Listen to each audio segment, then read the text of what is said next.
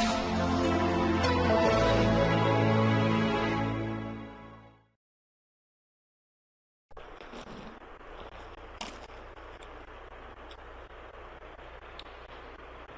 evening, everyone. There was some power cut, so I was trying to rectify the power cut there. I hope you all are well. So there is a question from Apurva Maurya.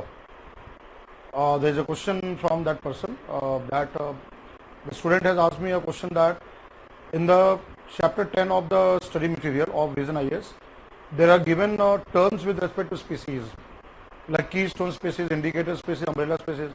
I think I have already explained this concept in the classroom. What I think is that in the biodiversity topic I have already covered that. This topic of keystone and all this one. If it's not there, then I'll just again touch upon that. But I think the topics biodiversity part I have been covering in the classroom. That just check it out in your previous videos. Just see that previous classes have I covered keystone species, indicator species, umbrella species, right? Those concepts. But I think I have done that because I do this topic in every batch. But anyway, the student has asked the question that the student is not able to differentiate. See, always you have to understand from the meaning of each of the term. See, when you say keystone species, keystone means it is essential to maintain the balance in ecosystem. Keystone here means it is essential to maintain balance in the ecosystem. If that species is lost, the ecosystem balance will be disturbed. And they maintain the balance with their functions. Species function plays an important role in maintaining the balance of the ecosystem. Right? Let's say for example tiger. Tiger as a predator at the top of the ecosystem is a very important species because tiger keep control the number of herbivores. Tiger as a predator prey upon herbivores. So it keeps control over the numbers of herbivores in the given ecosystem. Absence of tiger, the herbivore population will multiply very fast. And then there will be problem with the vegetation. So tiger being at the apex of an ecosystem, it has as a carnivore animal, as a predator, it has a very important role in the ecosystem. Although their numbers may be less, keystone species, although their number is less, but they play a very important role. And that role played by keystone species maintain the balance in ecosystem. There are sometimes overlap. See, when you use one word, I always keep on saying, when you are using keystone, try to understand from the meaning of keystone. There may be examples, there will be number of examples. Same species will be keystone species also, and same species can be umbrella species also. What is umbrella species? Umbrella species is that species which occupy large geographical area.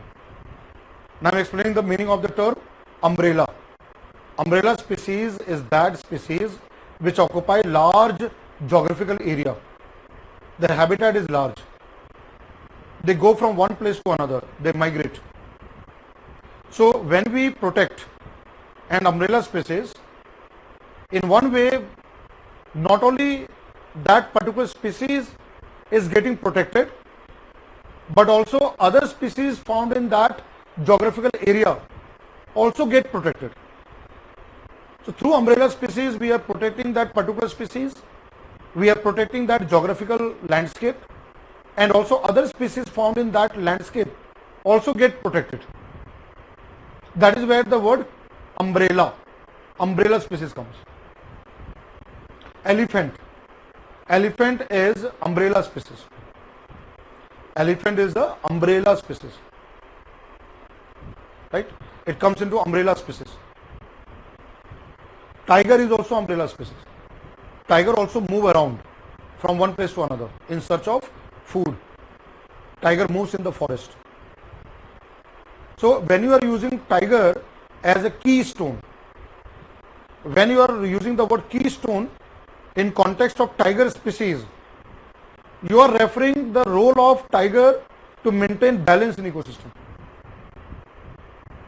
But when you are using the word umbrella species in context of tiger, you are basically referring to the conservation, protection of tiger along with the habitat and other species found in habitat. Right? Now indicator species means the one who indicate health of ecosystem. One who indicates health of ecosystem.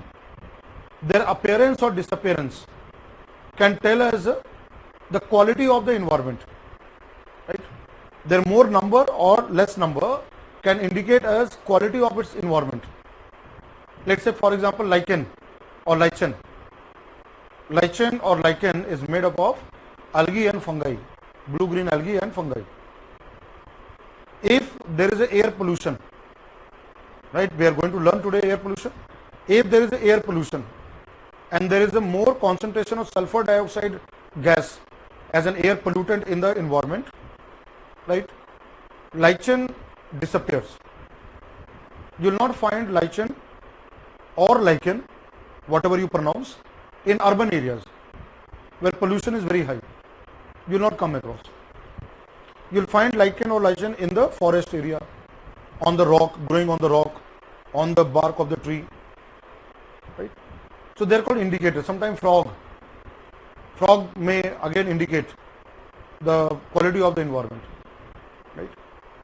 Coral bleaching. When the coral die, coral bleaching, the color gets lost because of the loss of a symbiotic algae with coral. It indicates global warming and ocean acidification. That is called indicator. Right? This is how you have to understand the meaning of the term with examples.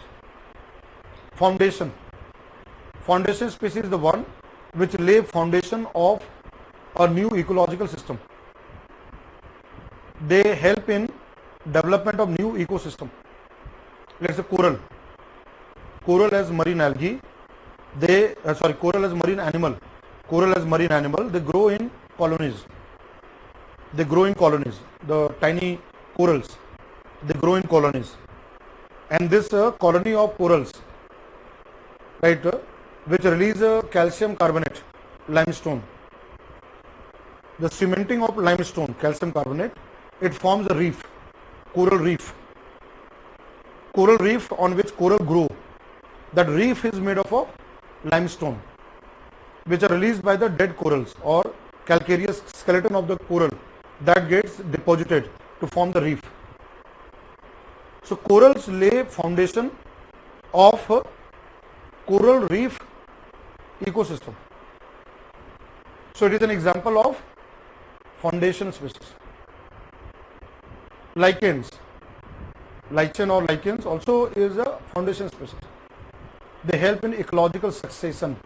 If you remember initial part of the classes, when I started with the ecology topic, that ecological succession, where a barren land converts into a forest land after 100, 200, 300 years. So there again the lichens play a very important role because it modifies the rocks and all, help in formation of soil, and then the grasses, herbs, shrubs, all they come and then it becomes a forest. So lichen or lichen is also an foundation species. I don't think there is a confusion. You have to take each of the word, meaning of the word and the examples. Another term, meaning of the term and the examples. There may be species which may fit into number of words. Right? There may be different terms are there. There one single species may come in each of them. That may be also example. Right? I hope it is clear because this is the forward batch coordinator. So batch coordinator will forward to me. I will definitely answer your question. Right? So batch coordinator has forwarded this question to me from Apurva student of your batch. So I have just answered that. You have to take each word, understand the meaning of the word, and take the examples. Right? Don't try to mix them. The problem happens when you mix indicator, indicate health of ecosystem. Foundation lay the foundation ecosystem. Umbrella occupy large area. So protection conservation part of it.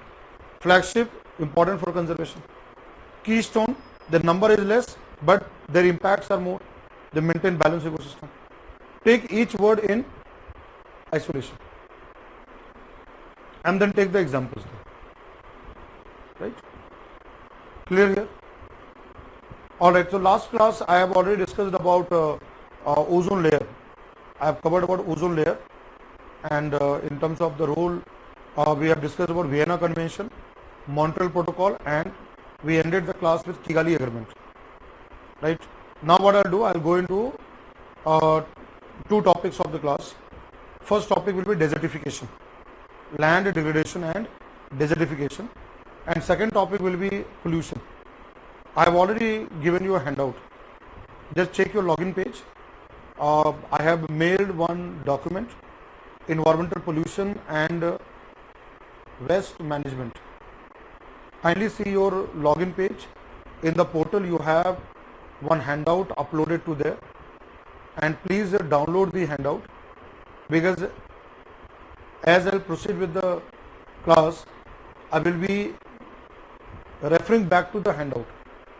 So please make sure to take out the handout, right? Just download the handout and please keep it for some time. We will come to the handout, not now. After discussion in the class, we'll go to the handout. All right? I hope it's all right.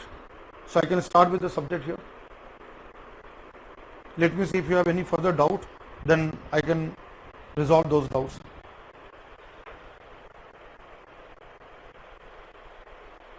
All right, so one doubt was forwarded by the batch coordinator. So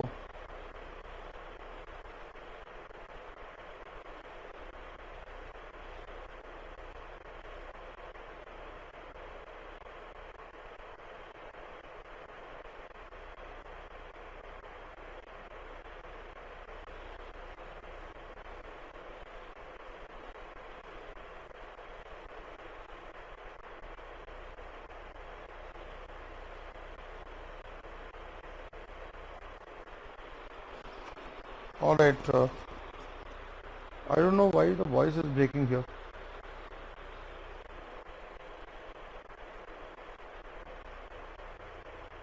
The voice is not clear. I've just seen your response there.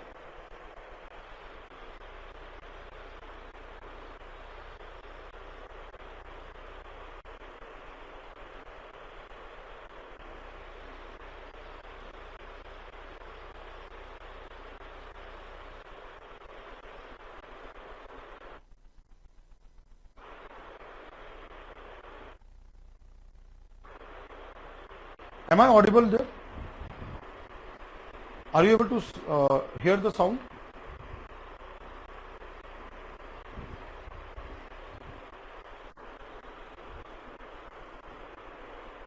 I have just spoken to the technical team. They have resolved the issue. Maybe the caller mic, let me do one thing here. Let me fix the caller mic to another location here. Now it is clear. Now it is audible. Can you now hear properly? Now is it okay now? I just saw your response. That's what I called up the technical team to resolve the problem with the mic there. Now it is clear with everyone.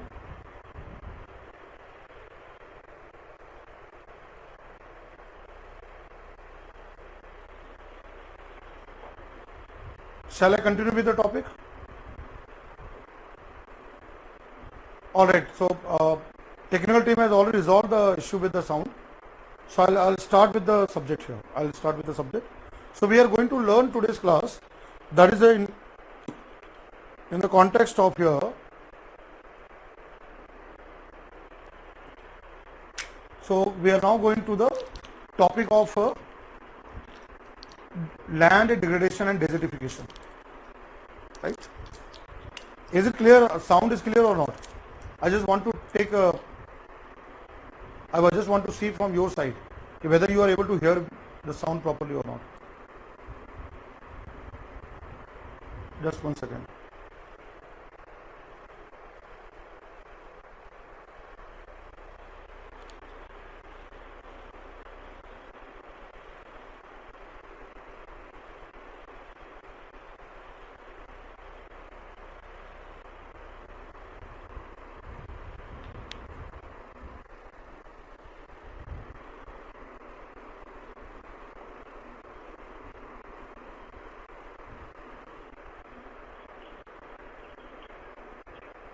वो बच्चों का आ रहा है, no sir कर रहे हैं.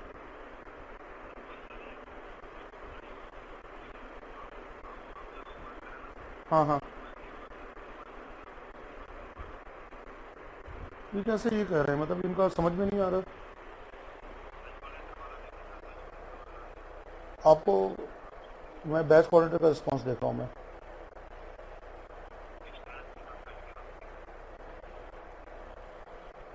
वो it's breaking slightly करके उन्होंने. मैं एक बार बात करता हूँ. मैं बैच कोऑर्डिनेटर से बात कर रहा हूँ.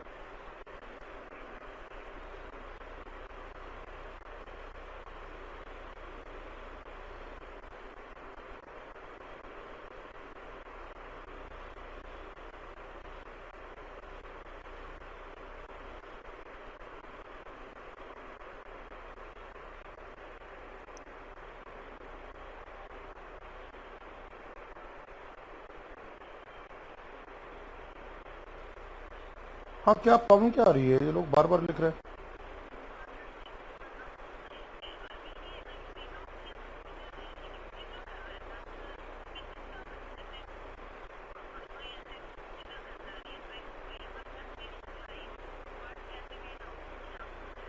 अच्छा अच्छा.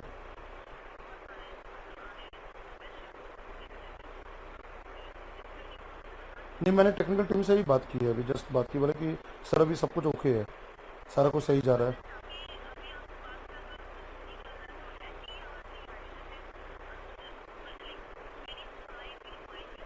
1 सेकंड, मैं थोड़ा और रिजॉल्व करने की कोशिश करता हूँ. हाँ, वो भी हो सकता है, एक बार चेक करता हूँ, मैं बैटरी चेक करता हूँ मैं. अभी अभी अभी आप देखिए, अभी साउंड अभी ओके है, ठीक है. 1 मिनट मैं. नहीं नहीं, मेरा माइक ऑन है. मेरी माइक ऑन है, तो अभी साउंड ठीक है. आवाज़ आ रही है अभी सही से. अब आप देखिए, एक स्टूडेंट का आया हुआ है कि it's fine.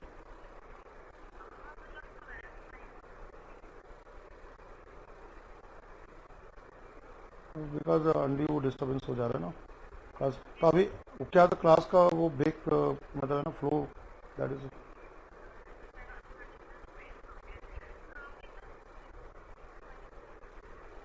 I think it is fine now. एक बार आप साउंड सुनिए, कैसा साउंड आ रहा है.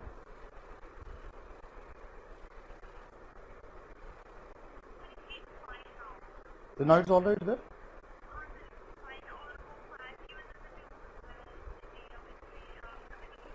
अच्छा ठीक है, चलिए मैं. हाँ ठीक है, चलिए मैं स्टार्ट करता हूँ. ठीक है, okay okay.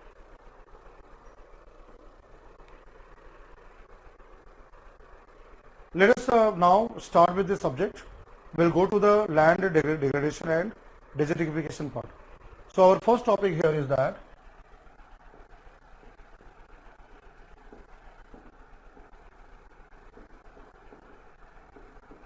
land degradation and desertification.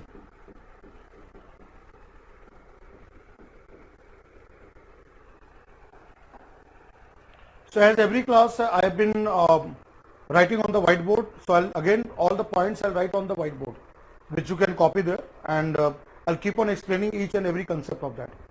Land degradation, and there's another word, desertification. Desertification does not mean that land has become a desert. It's not an expansion of desert.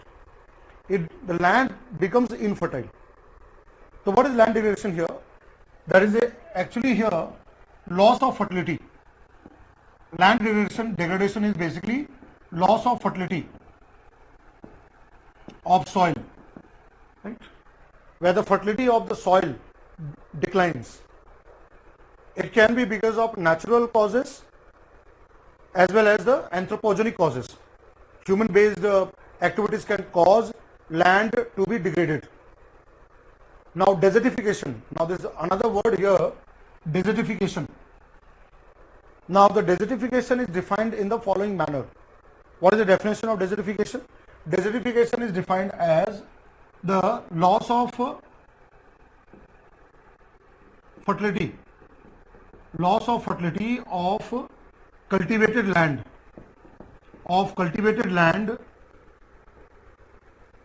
in arid, semi-arid and dry subhumid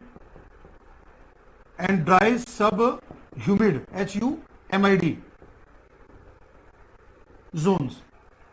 What do you mean by the word desertification?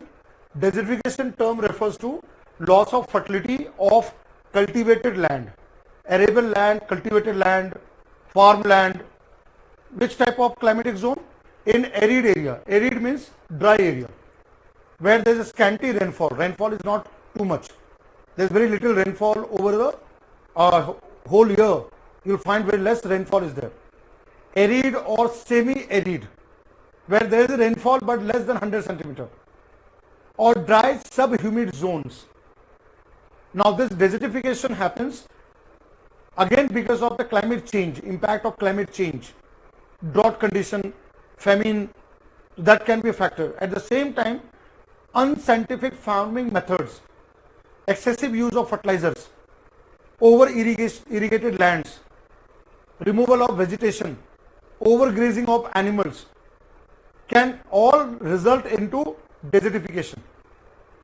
So what is the definition here? The definition is that loss of fertility of cultivated lands in arid, semi-arid and dry subhumid zones caused due to natural as well as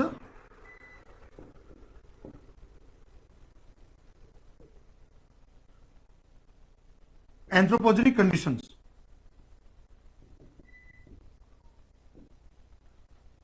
Right? It is caused due to natural as well as anthropogenic conditions. Right? Caused due to natural as well as anthropogenic conditions there or causes there. Right? Such as, for example, both the cases here, the loss of fertility of the soil or the land. Right? Now, if you look at the cause here, human-based causes, if you look into the human activities which cause such kind of area, one is that unscientific farming method.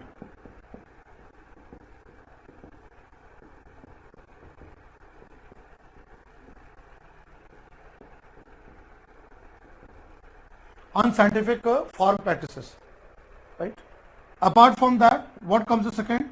Second is that overgrazing of the land, where the vegetation that gets lost because of overgrazing condition there. I have already said that use of excessive fertilizer,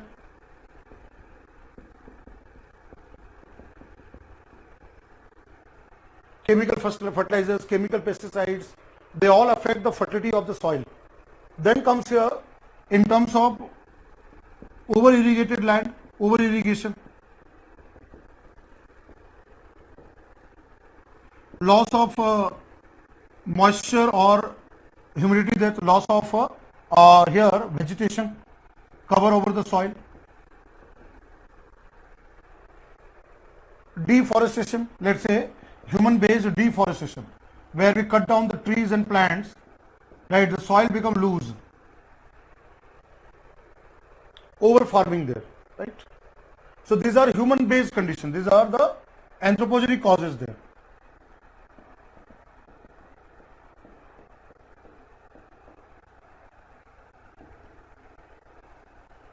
Anthropogenic causes there. Natural, if you want to take into conditions, So natural will be a drought condition here. Like natural, if you take the factors or causes there. So if you take natural causes here, so let's say for example, in this case here, drought condition, famine. I'll give you example of sub-Sahara Africa. In Africa, sub-Sahara, Sahara desert in that area there.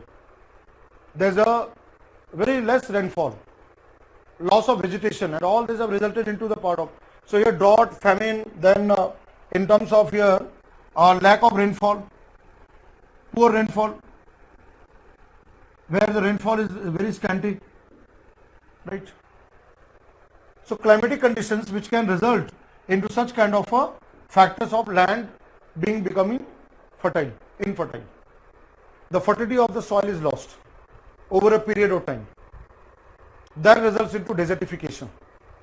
Now, desertification is very severe in sub-Sahara region, Sahara desert, and that area there's a condition is very problematic there. Even South Asia is under the grip of desertification. India is facing the big problem with respect to desertification. I have said that desertification does not mean that sand dunes will all come, and that is not there. Desertification here means in terms of the land becoming degraded, and it is now a global problem. Since we are discussing about environmental issues, now this is a global concern worldwide, and United Nations have taken initiative to reverse such kind of land degradation and desertification process. In India, 1/3 of the land is under the grip of desertification, right? So as an environmental issue, this becomes a very, very important factor, and there can be direct question asked in the exam.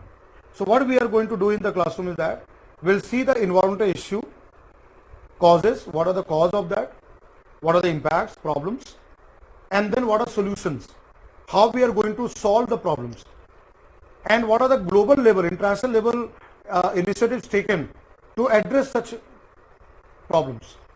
We are going to discuss in the classroom one by one. So I have started with this desertification part, and India is again facing this kind of problem. So that's what it is very important for UPSC exam.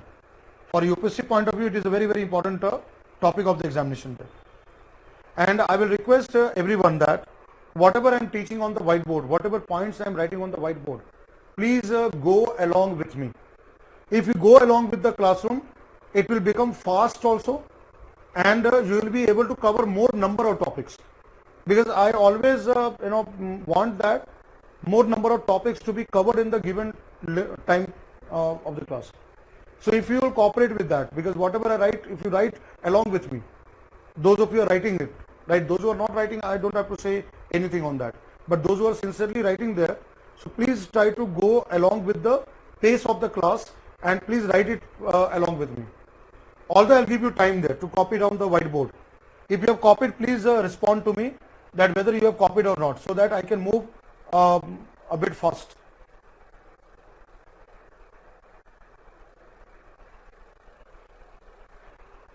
Okay, done there. Then I'll clean the whiteboard. That's what I'm saying there. So the moment you do it, please let me know. I'll clean the whiteboard immediately there. All right, guys. So desertification, land degradation as a global problem and also problem at the national level there. So let us now come to the next part of it. Now what happens with the desertification here? Let us understand the impacts. What are the problems? What are the problems and impacts caused because of degradation there? So let us understand here. So what are the impacts of desertification there?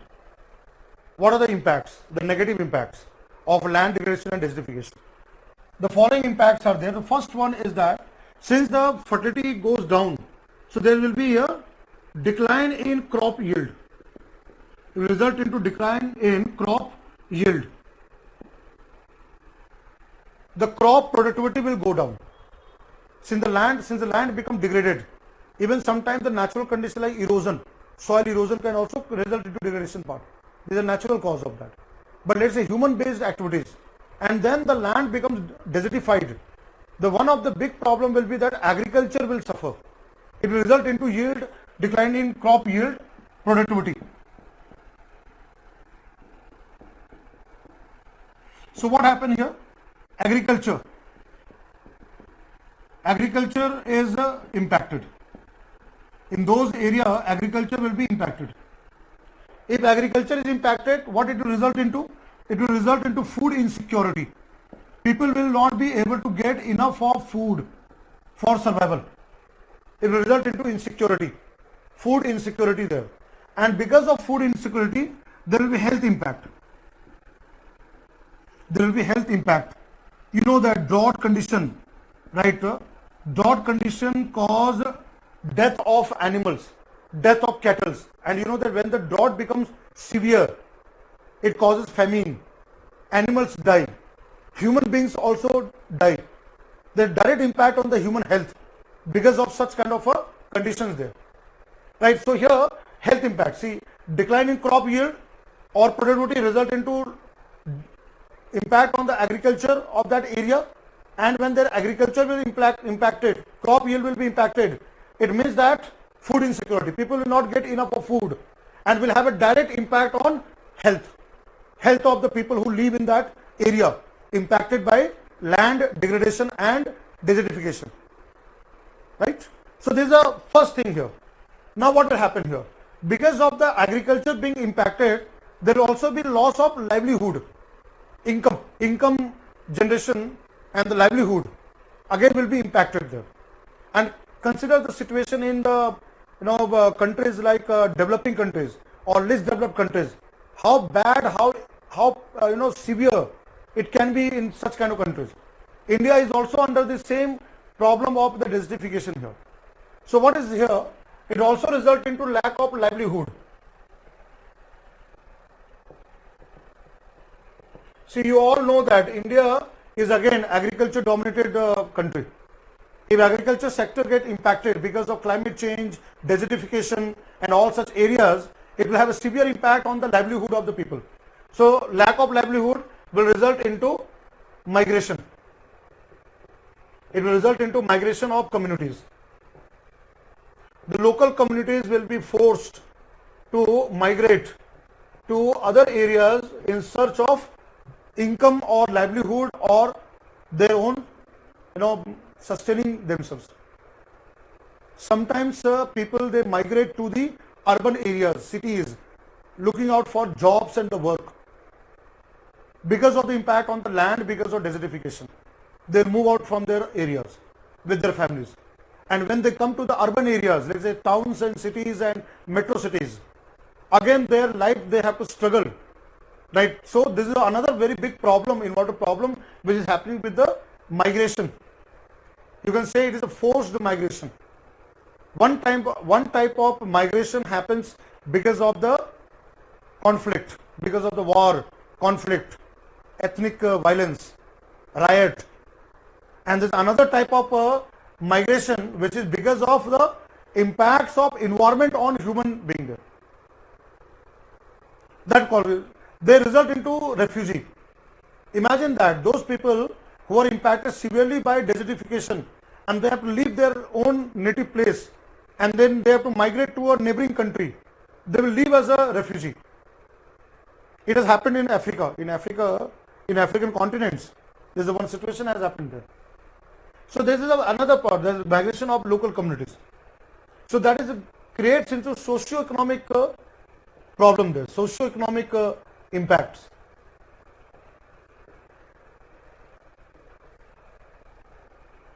Socio-economic impacts will be there. Now desertification has got another severe impact on biological diversity. Climate change, biodiversity and desertification are interconnected. They all three are interconnected. So another very important impact is that impact on local biodiversity, impact on biodiversity of the area.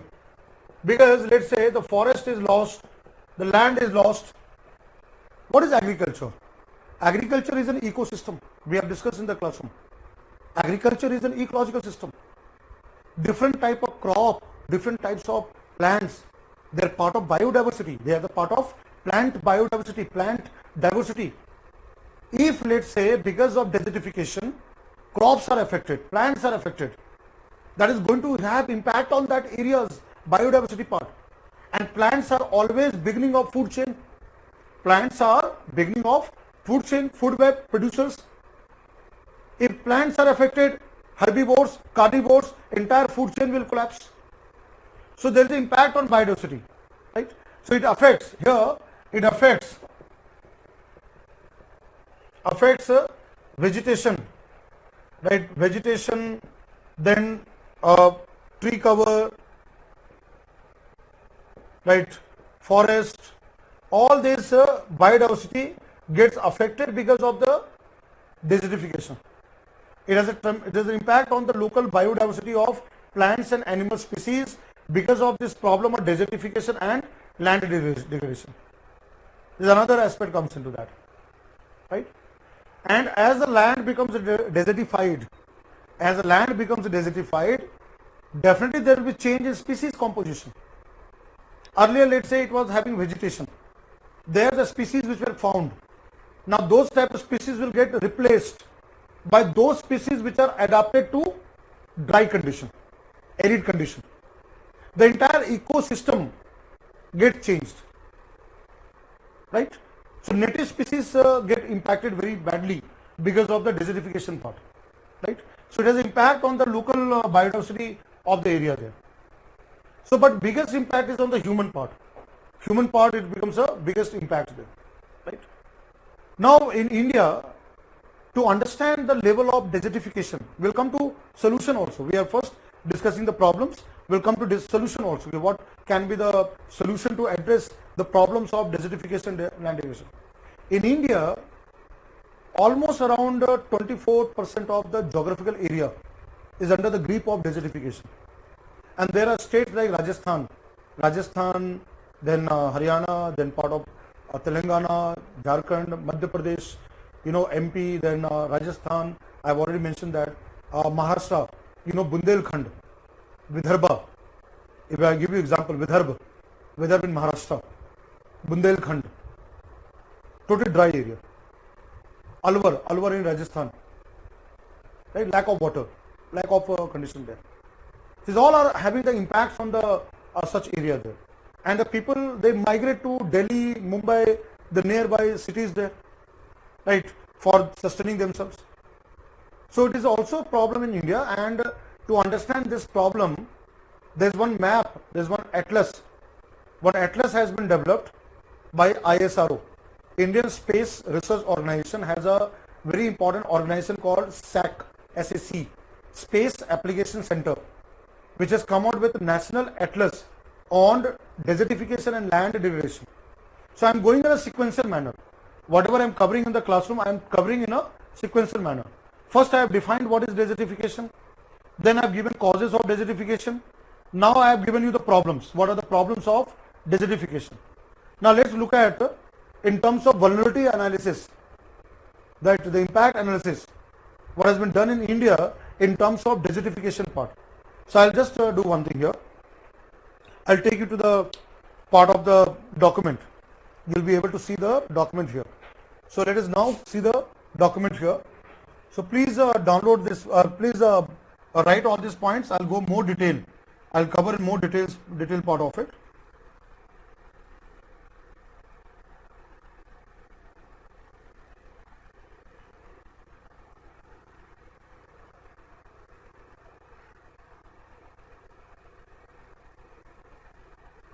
Please write it down.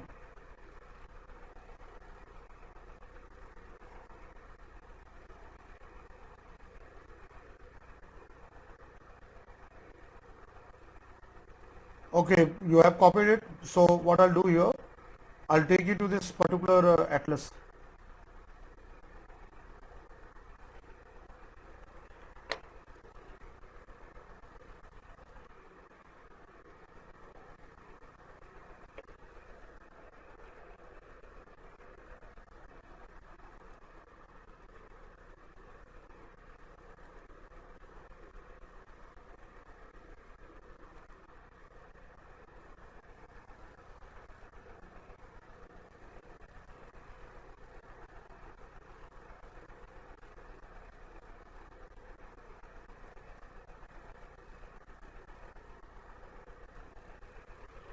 All right, let me do one thing here. I was trying to just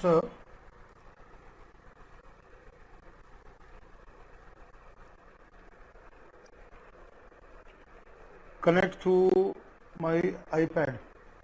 If it doesn't work, then I'll come to the direct.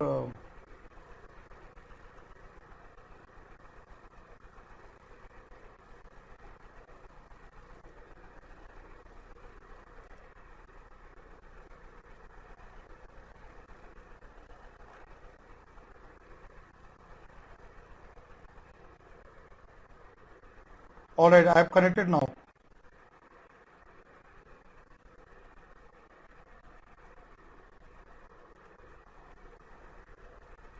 So now you can see here. I have just opened right now. So when you do this search, right, you have to only do the search like this one. National Atlas of Land Degradation and Desertification. You will get this link here. This is ISRO site here. A ISRO site, which is a this is the information here. This atlas was released right by the ISRO to given to Government of India to look into the condition of desertification in India. And see here what is given very clearly: major threats to agricultural productivity in our country, combating desertification, land degradation thrust area.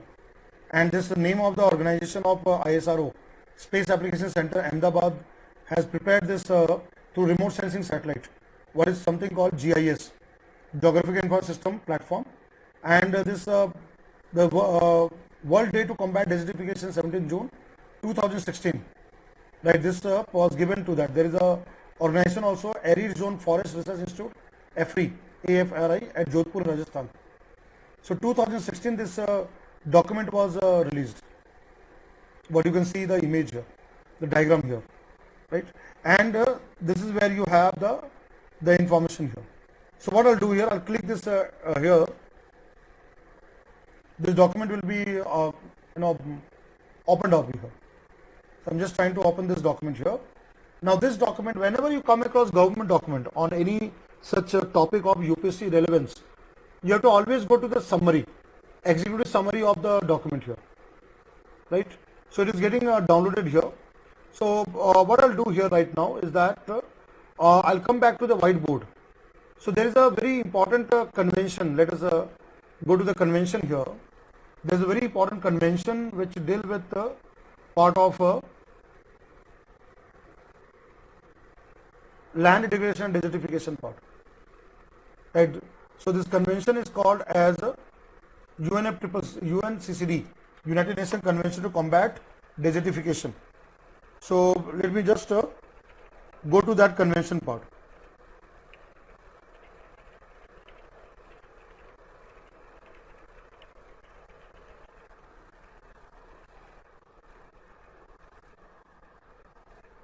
So I'll just see here.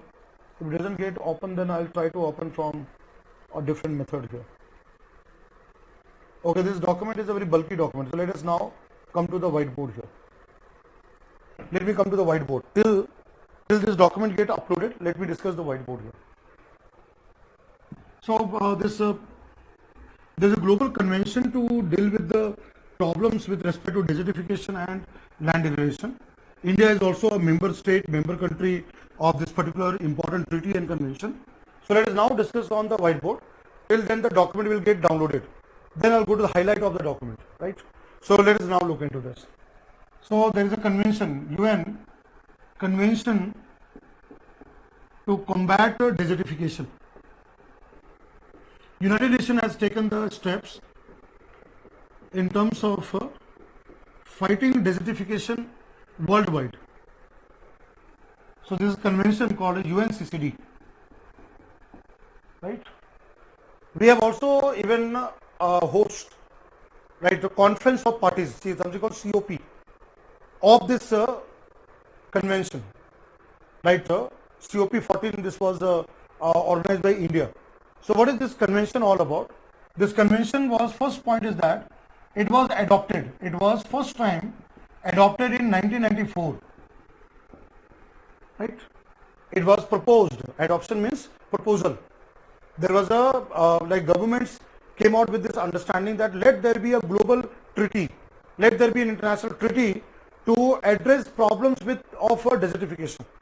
So in the year 1994, it was adopted as a UN treaty. So United Nations Convention to Combat Desertification, adopted in 1984 under a very important agenda, which is called as Agenda 21. Now what is Agenda 21? Agenda 21 is basically a document which deals with the sustainable development. Sustainable development. What is sustainable development?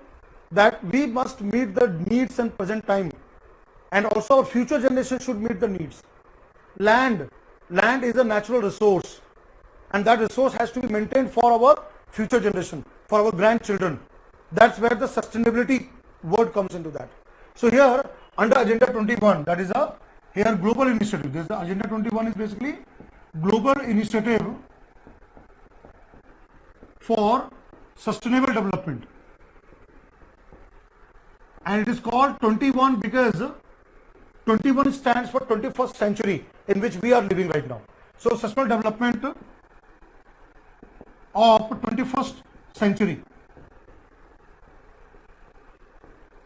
So under Agenda 21 of Rio Conference, this Agenda 21 was first time brought in Rio Earth Summit.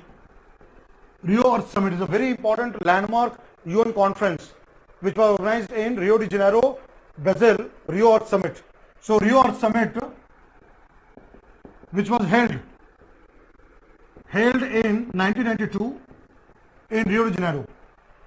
1992 Rio de Janeiro, Brazil, when the conference Rio Earth Summit, or what is called UN Conference of Environment and Development, was organized, there was a proposal which is the document called Agenda 21, Sustainable Development Initiatives for 21st Century, whether it's climate change or biodiversity or ozone layer or land degradation, whatever areas are there.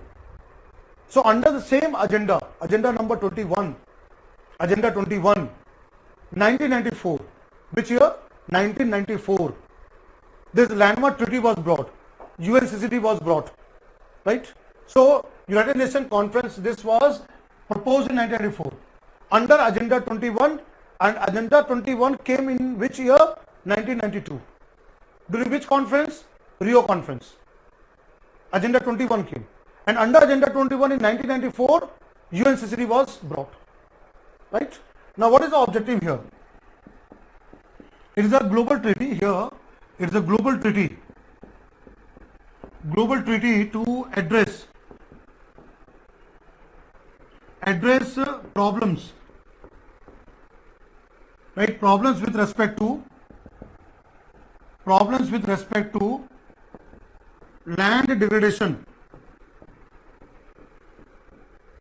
and desertification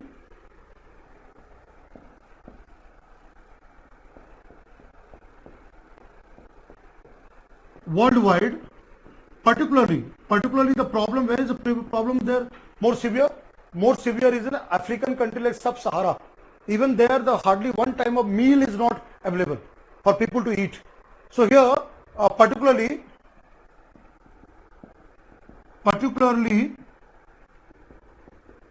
Sub-Sahara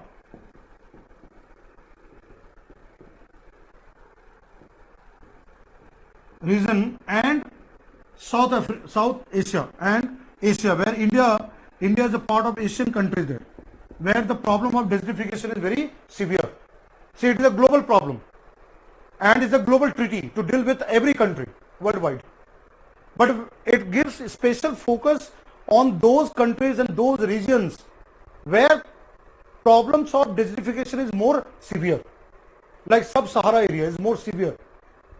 Asia also faces severe problem.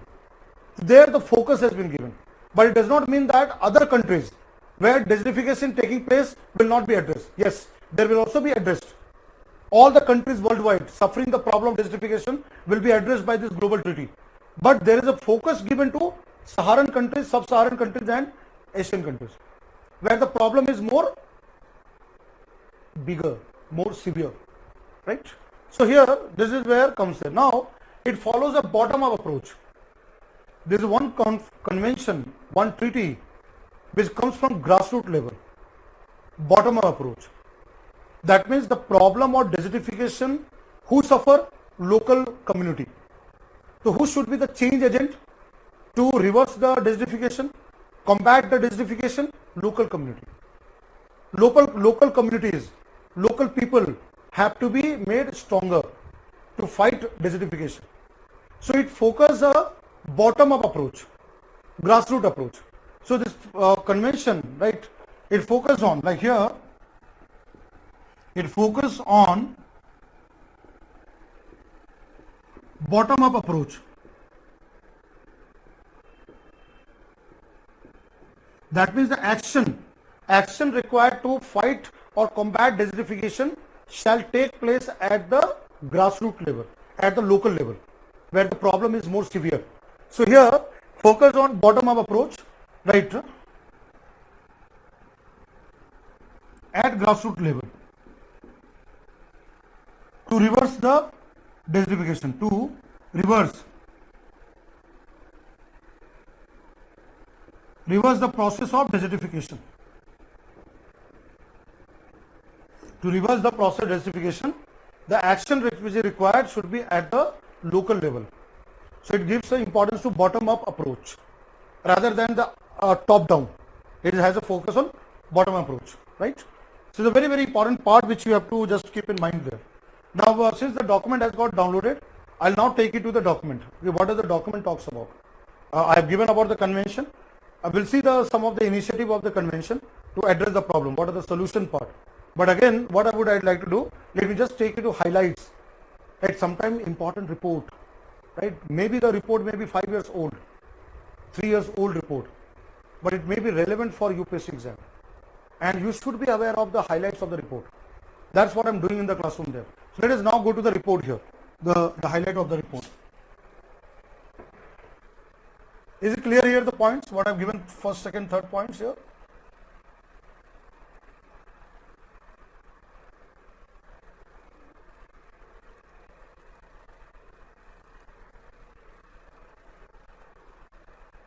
All right guys, so since this document has got downloaded, so I'll just open this document.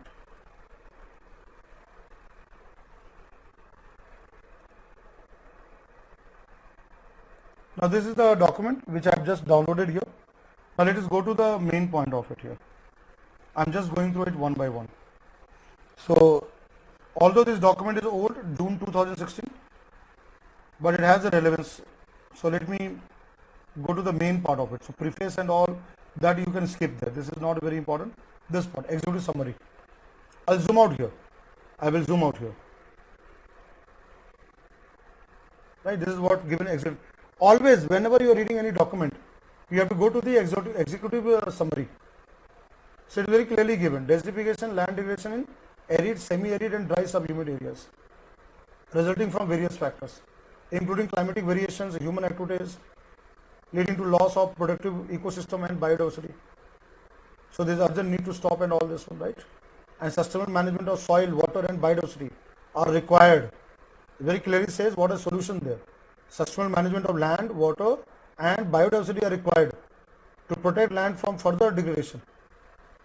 And you can see here, given here, the global effort. India is a signatory to the UNCCD. India has signed and joined United Nations Convention to combat desertification and committed for that, right? And there is one thing called land degradation neutrality. What is called here? Land degradation neutrality, LDN, status by 2030. And you can see here what is given. The convention addresses specifically the issue of desertification, land degradation and drought, right? And Ministry of Environment, Forest and Climate Change in India responsible to look into this. And as you can see here, the map has been prepared. This map which has been prepared there. So now about the map here, see here, the present map which has been prepared by using remote sensing satellite. Right, the atlas gives the report of that. Now this part is not very important. This is just a part of it. So now what is important? Let me come across here. This one, the analysis, the finding of the report. This paragraph is important. What is said here? 96.4 million hectare land is undergoing desertification. 29.32% of total geographical area. Now see that. Almost near 30% of India's geographical area, right, is facing the problem of desertification. And you can see the states here. What are the states here? Rajasthan, right? Maharashtra, I mentioned that Vidarbha region, Gujarat, right? Jammu and Kashmir, Karnataka, Jharkhand, right? Then you have here Odisha, Madhya Pradesh, Telangana. These are the states which are under the process of desertification. Rajasthan, Maharashtra, Gujarat, Jammu and Kashmir, Karnataka, Jharkhand, Odisha, Madhya Pradesh and Telangana. Descending order. That means 99% of desertification in India being contributed by these states. Other states only contribute 1%, less than 1%. And see what is given here. Total geographical area, Jharkhand, if you take area wise of the state, Jharkhand, Rajasthan, Delhi, Gujarat and Goa, though Delhi is not a state. Delhi is not a state, Delhi NCR is not a state. What is just given here, Jharkhand, Rajasthan, Delhi, Gujarat and Goa, more than 50% of area under desertification. States with less than 10% area are Kerala, Assam, Mizoram, Haryana, Bihar, Uttar Pradesh, Punjab and Arunachal Pradesh. Now you may ask me that whether you need to remember the data, whether you have to remember all these facts. I will say that some of the facts, important facts, you have to be aware of it. Particularly in the answer writing, when you write answer, you are aware of that, that this is the fact which you have to quote in the answer writing part. Right? So here the state-wise analysis given here in this atlas. And now if you see here, I'll take you to the main part of it. I'll just take you to the main part of it. See here what is given here. What causes the desertification?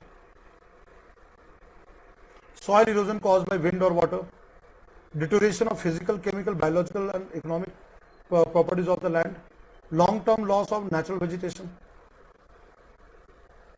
right? And this India signed the UNCCD, adopted 17C. When it was adopted? June 17, 1994. Every year, 17 June, this month, I am discussing a very important topic relevant to this month, 17 June. Today is 16 June. आज 16 जून है कल. Tomorrow is the World Day to combat desertification. I don't know whether you have been reading in your newspaper and all, but tomorrow is the World Day to combat desertification, June 17. Right? So this is the action plan which is taken here. What do you find here? And the objective is that the data used and all is given there. Classification system. And you can see here. These are all satellite images, aerial photograph, right? This is taken by satellite and this is the real photograph, Meghalaya.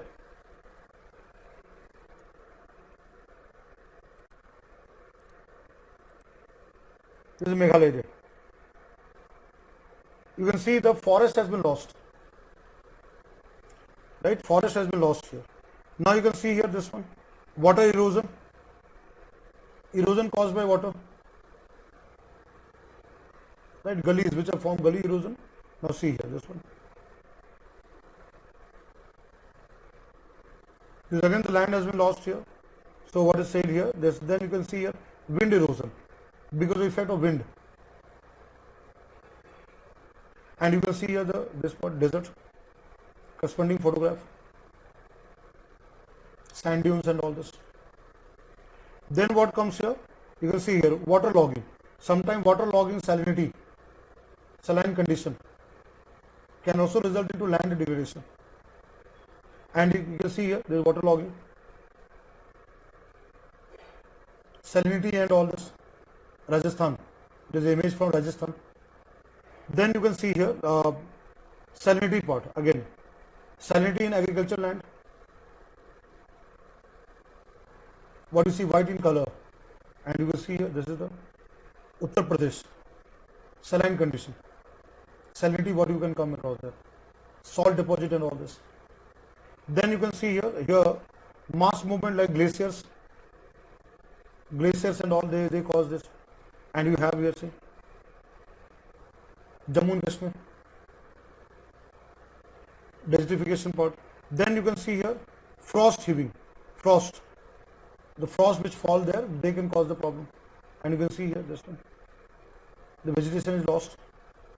So you have a satellite image and a ground related, right? Frost can also cause shattering. This is a satellite image, and this is the real image on the land. This is a part of Himachal Pradesh. The image is taken from Himachal Pradesh. Then you can see here man-made mining, open cast mining area. This one, mining area. This is from Jharkhand. What you see, the Jharkhand, the mining, any kind of mining, iron ore, coal, or any kind of mining is definitely going to affect the quality of the land and will result into land degradation. This is a photograph from Jharkhand, and you can see here, this is the satellite image, right? Then you can see here, this is where given barren rocky land, Aravalli, Aravalli range of Rajasthan, Aravalli range. Now see here, right? And this is the part of what has happened with the land here, desertification part, right? So you'll find here, these are the organization part, but these are all images what I've shown here, right? These are the images what I've shown you just to make you aware there, right? And you can get simple question in the exam. UPSC can ask you very simple question there. You can get just a simple question in the exam, right?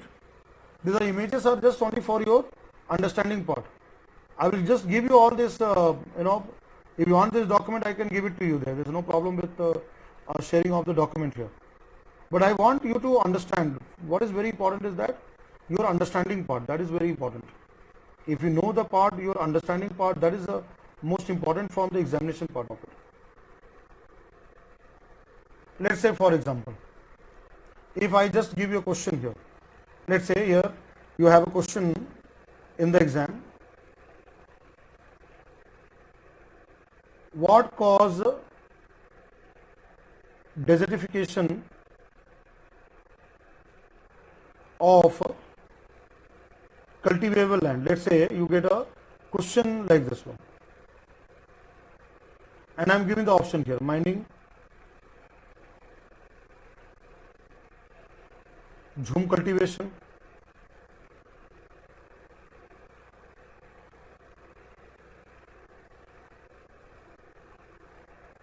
over irrigation,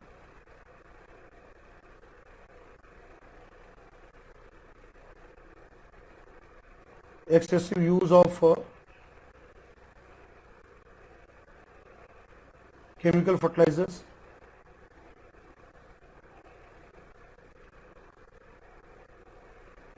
salinization, right? And the options are very simple option here. Let's say here 3 and 4 only, right? Then I am giving here 3, 4 and 5 only, 1, 3 and 4 only, and let's say all of this. It's a very simple question I have given. What will be answer here? It's a very simple question I have given. Let's say a question comes in the exam, so what shall be the answer here? What shall be the answer here? All of this. Salinization can also cause such kind of problem there. So the answer will be all of this. Here, answer will be all.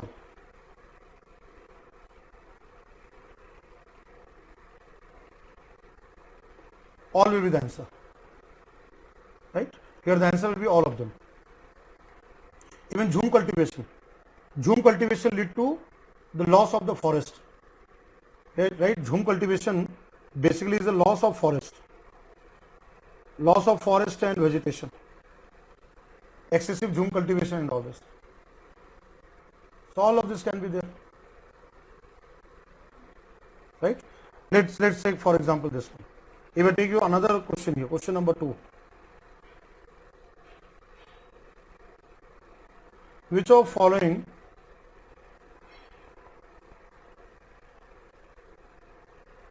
statements is are correct? Let's say you get a question in the exam like this one. Is are correct? And here given number 1, UNCCD is the only convention to deal with the problems of land degradation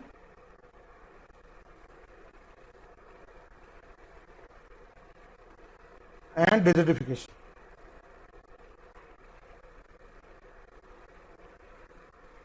Right? And second, here let's the second statement.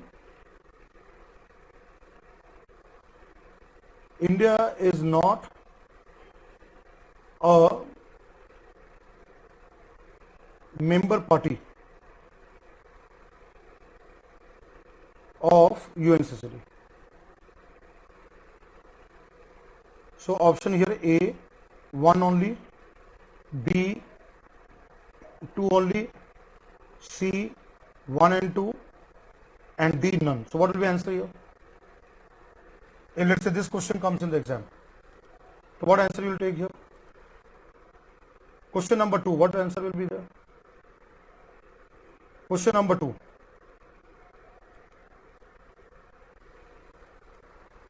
Question number 2. UNCCD is the only convention to deal with the problems of land degradation and desertification. And number 2, India is not a member party of UNCCD. I have given a very important way I have given the question here. This is also wrong. First is also wrong, second is also wrong. Answer is D. None. Which are other conventions? Which are other conventions? Other conventions is one climate change, UNFCCC, United Nations Framework Convention on Climate Change. Right? United Nations Framework Convention on Climate Change also deal with climate change impact on the land, and the land becomes a desertified land. Very good. You all are correct there. Answer is none. Climate Change Convention also looks into the problems of the desertification, because climate change also impact the desertification part. Yes, Neha, you are very right. Right? So this is the way the questions can be asked in the exam. Right? This is the way you could get question in the examination there. All right.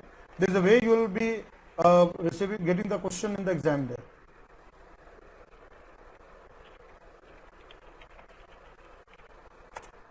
All right. So this is where I have given you the part of where you have to be aware of it, where the UPSC can ask you question there. That is, you are aware of this one. Now what I am coming to the solution part of it. Okay, what are the solutions of that? How we can address the part of this problem of part of it. So I will just now come to the solution part of it.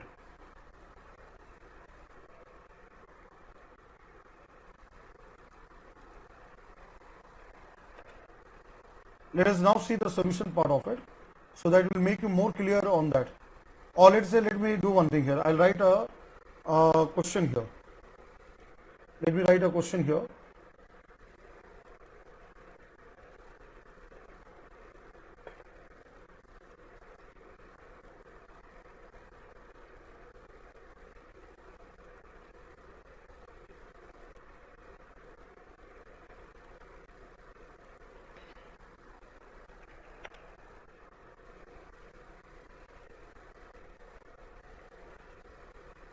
So I am writing a question again.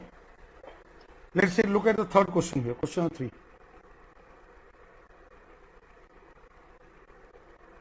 Which initiatives can help in reversing desertification? Number one, afforestation of degraded land. Number two,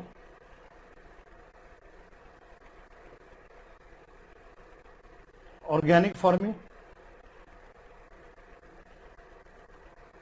Number three, water harvesting.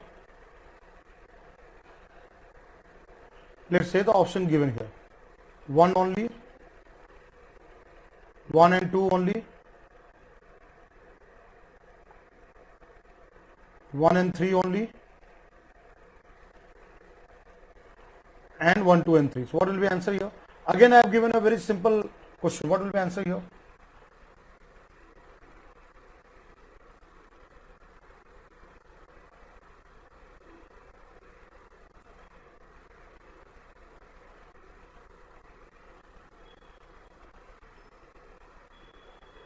All right.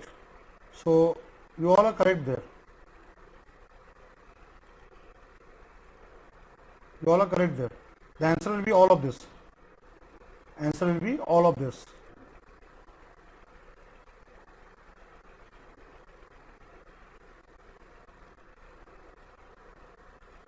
Answer will be all of this. All right. So what I'm now bringing here, I'm bringing a very important initiative in Africa called Great Green Wall. Just see this Great Green Wall. So here answer is all of this. Answer will be D. Sustainable land management. All of this will be correct.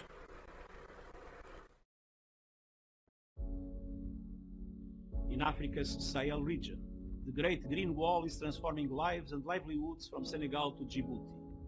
By restoring 100 million hectares of degraded land, food security is maintained, households kept afloat and jobs created.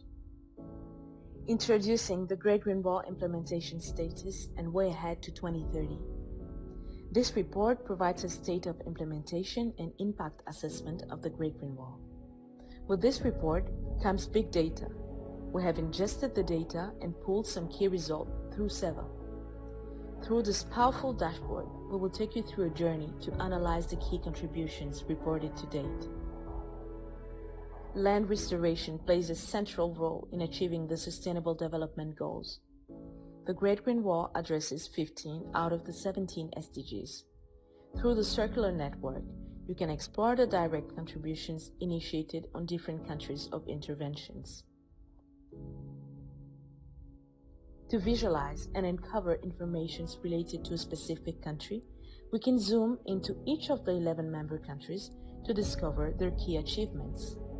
For instance, key results are highlighted here for Ethiopia, and we can see that more than 36,000 jobs were created so far. As for Chad, 1.1 million plants and seedlings were produced to date.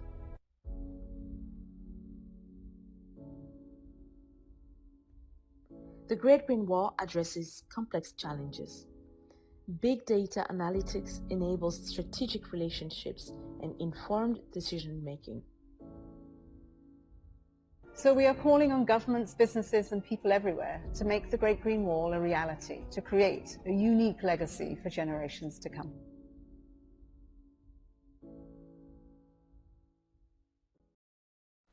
Now this is the very important international initiative which we have seen in the video here, University. That is the United Nations Convention has come out with this initiative called as here Great Green Wall. What is called here?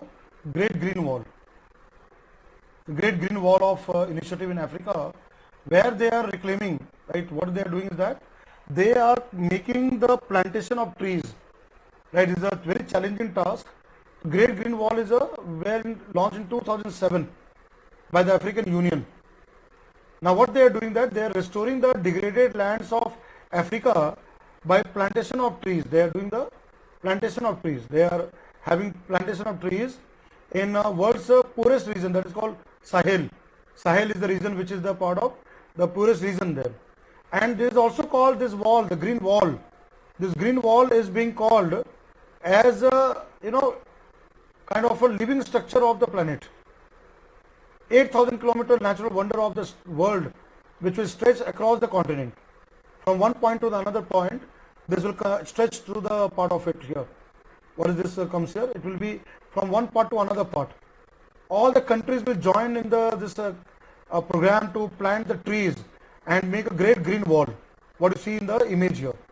So this is where this program is now going to be made here, and is now being implemented by 20 countries, more than 20 countries across Africa. Right? They are now doing this plantation of the trees to make it a reality. And it can be asked in the exam. You could get question in the exam. Great Green Wall can be a question there. Right? Pan-Africa based. This could be a question in the examination here. Right?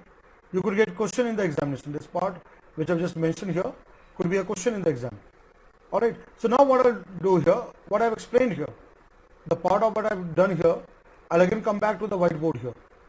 Right? I am just going to come back to the whiteboard, which I've taken 3 questions. This is the way you have to study. Your way of learning has to become like this.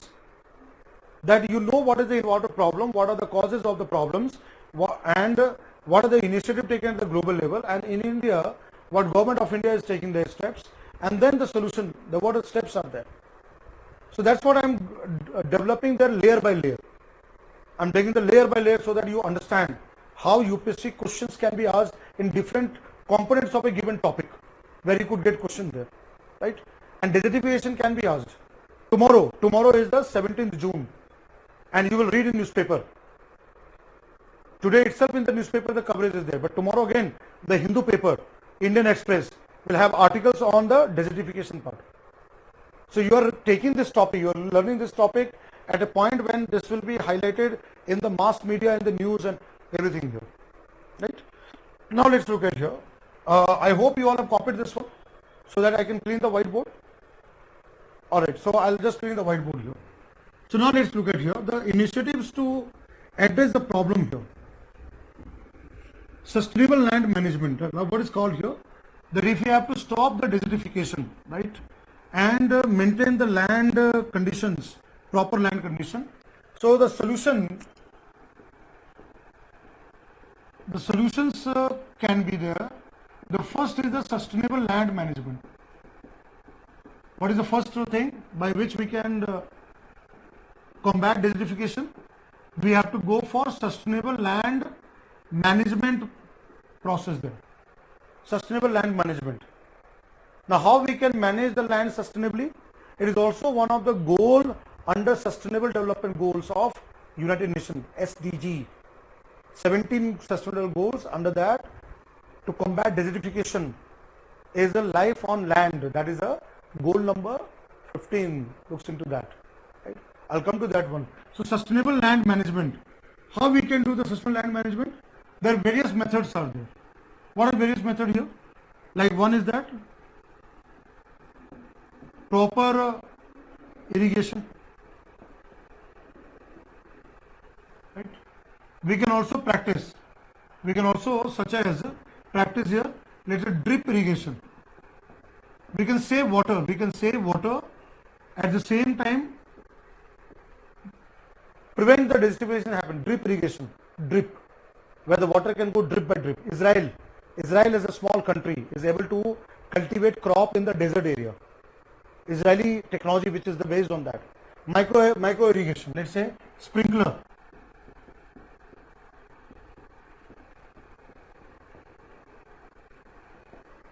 All these kind of a better irrigation practices we can adopt for managing the land, right? Then green manure, we can use green manure, right? Organic fertilizers, like you know that cow dung, animal cow dung, like here cow dung, right? Green manures we can use there, which will maintain the fertility of the soil, right? Then what we can do here, we can promote here organic farming, which I mentioned that. We can go for organic farming like Sikkim. Sikkim is a small state. Sikkim is a small state which is 100% organic. So it has an ecological advantage, protects biodiversity, soil conditions, maintain agriculture, sustain the livelihood of the people, plus income generation. Organic farming, right? So organic farming practices here. I don't know if you know about this one. In India, there's a very important personality, Shri Subhash Palikar, who is known for ZBNF, Zero Budget Natural Farming. Have you heard about the term? ZBNF, Zero Budget Natural Farming, where the cost of input is very less based on the farm. The farm there we can use as a part of and go for sustainable agriculture practices. ZBNF. There is a practice, organic farming practices, right? And ZBNF, Zero Budget Natural Farming. Subhash Palikar, who is the person who is the architect of the ZBNF, using the farm means to go for the cultivation. Jeev Mitra, Bij Mitra, treatment of the seeds and all this, mulching. Mulching means coverage with the plants and the leaves and all. Minimizing the loss of water from the soil, right? So here, organic farming, ZBNF. Even Government of India has been emphasizing this ZBNF, right? Then again here, agroforestry. We can have agriculture at the same time, can go for forestry, agroforestry. We can plant trees. There is a program of Government of India called as Har Med Per Ped. Har Med Per Ped. This is Central Government Ministry of Agriculture Central Government program. Med, you know, Med. Between the agriculture land you have a Med, and on that we can have cultivation of trees. Ped. Ped is a Hindi word. Har Med Per Ped. That's the government program. So agriculture and forestry together can be done there, right? So agroforestry, then afforestation of the degraded land, afforestation and reforestation.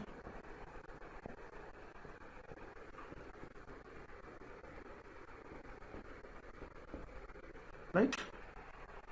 We can carry on this one. So first thing is that how we are going to check here, how we are going to control. Then animal grazing, controlling the grazing of the animals. So here another thing here, controlling overgrazing of the land, overgrazing of vegetation.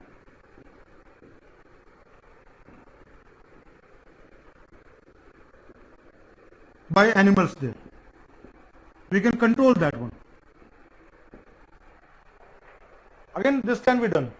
Then what can be there? All this was sustainable land management. What we can say is also called as land degradation. We can make the land degradation attain the status of neutrality.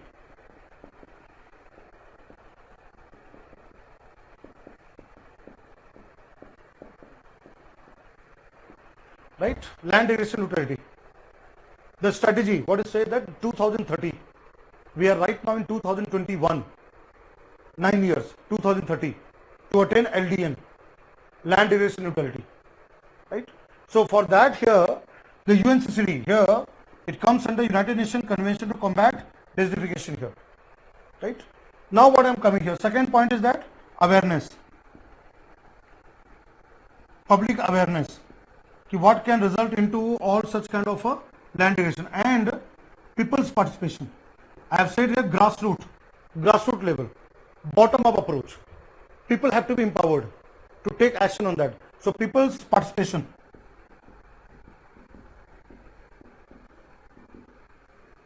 In fighting, in combating desertification, right? In combating desertification. So making people aware of the problems and then taking the government programs and all this one, plus helping the people coming together to combat desertification. Water harvesting, right? There's another way where we can conserve the water in the lean season and also maintain the water content of the soil. Again, that can be there, right? Better type of crops, resilient crops, right? Let's say drought resilient crops. We can also have here drought resilient crops. We can have drought resilient crops and all we can grow there, right? Water harvesting, all this we can do that, right? When we can have water harvesting also there, sustainable land management, right? There are many points. You can write so many points there. How do you bring the answer? That becomes very important, right?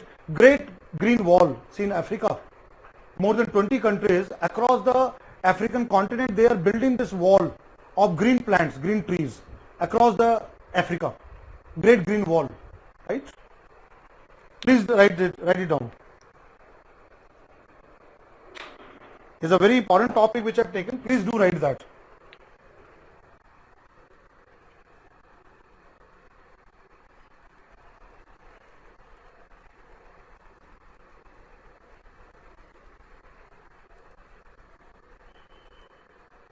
Right? Now look at here. Conference of Parties of UNCCD, right? It was hosted by India in 14 COP.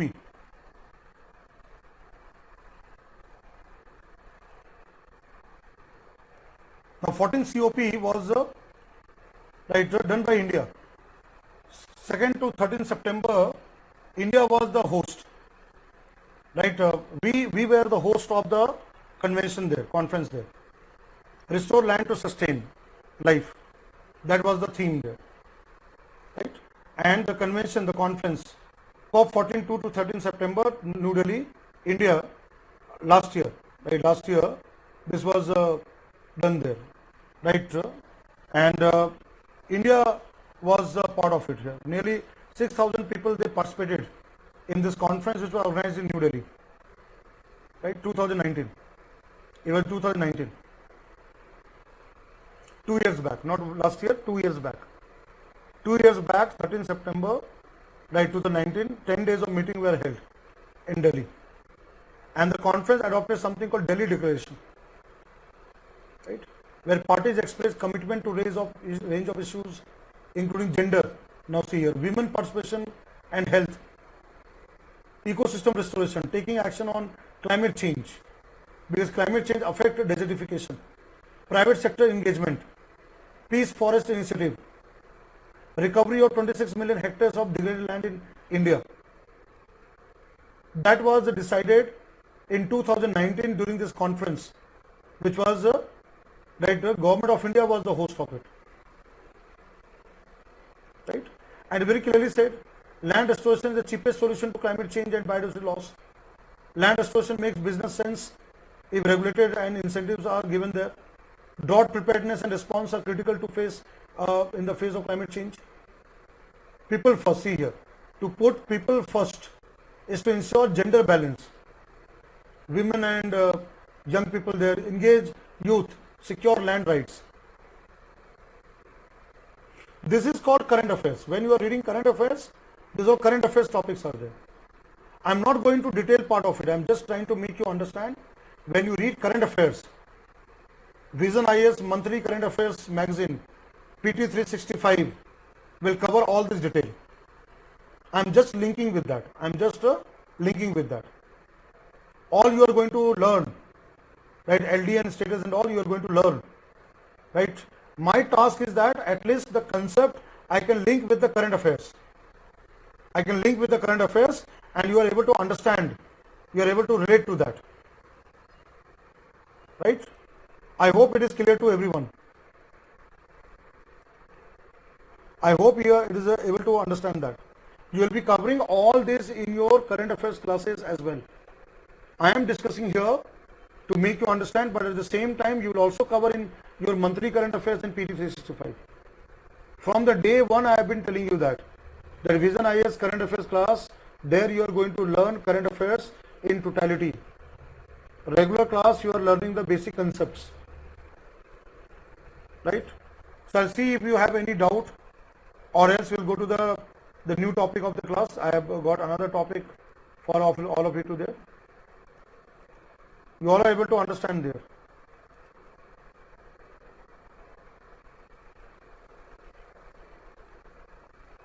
Right? So now let's come to the next topic here. So I'll clean the whiteboard. and let us now go to the part of it. Have you all copied it? सभी ने copy कर लिया है, तो मैं I'll go to the next one here.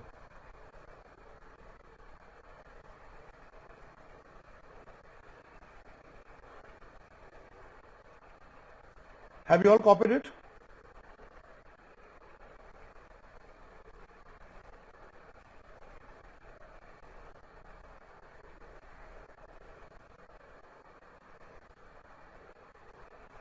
If you all copied it, then I will now go to the topic there.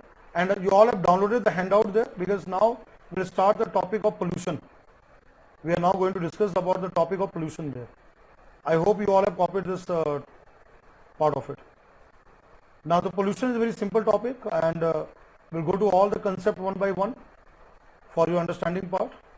Right, we'll be covering all those concepts there.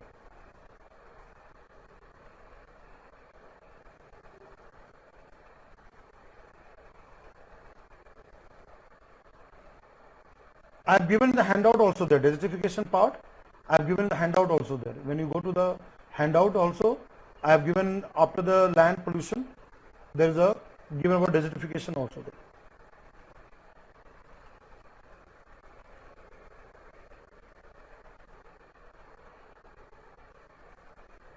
You all have copied it.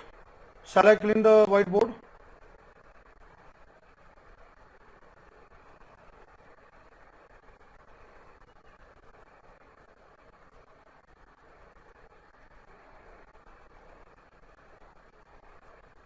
All have downloaded the handout.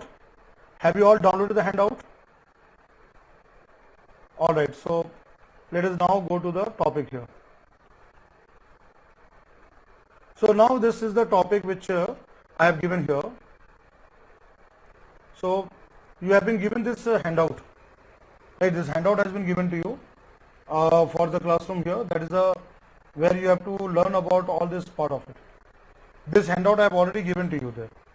Right, pollution part, air pollution, or we will discuss on the class, noise pollution, water pollution, then we have soil pollution, then I have given here desertification part, and see here, this is the desertification part given here. Right, this you have a desertification part of it. I'm just cleaning the underlined part of it. So if you go to this handout here, you have a desertification part also given. What I have explained here, there's also you have certain points given about UNCCD and all this part. Here also you can go through the desertification part of it right here. Right. So already I have given you about UNCCD and the desertification part in the handout. Right, I have given the handout here. Right. Then you have a radiation kind of thing here. Right. We will cover all this one. I'm just cleaning this part so that I can again underline and make you aware of this. Right. And the recent waste management I have given here. Recent waste management part of it.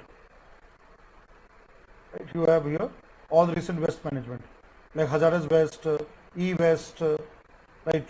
Then you have biomedical waste, solid waste, plastic waste. Right. This is all given here. Right. So this is where we will be covering in the classroom there. So this document is the base. This document will be a base, right? But I will explain everything on the whiteboard. I will explain everything on the whiteboard. This document will be the kind of a reference to you, but all the points I will be explaining on the whiteboard here. So I hope that you all have copied it and you understood this topic of desertification. But then we will be going to the topic of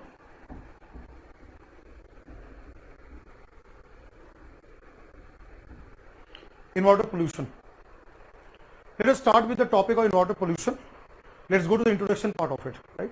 So our next topic which we are covering here, that is the environmental pollution.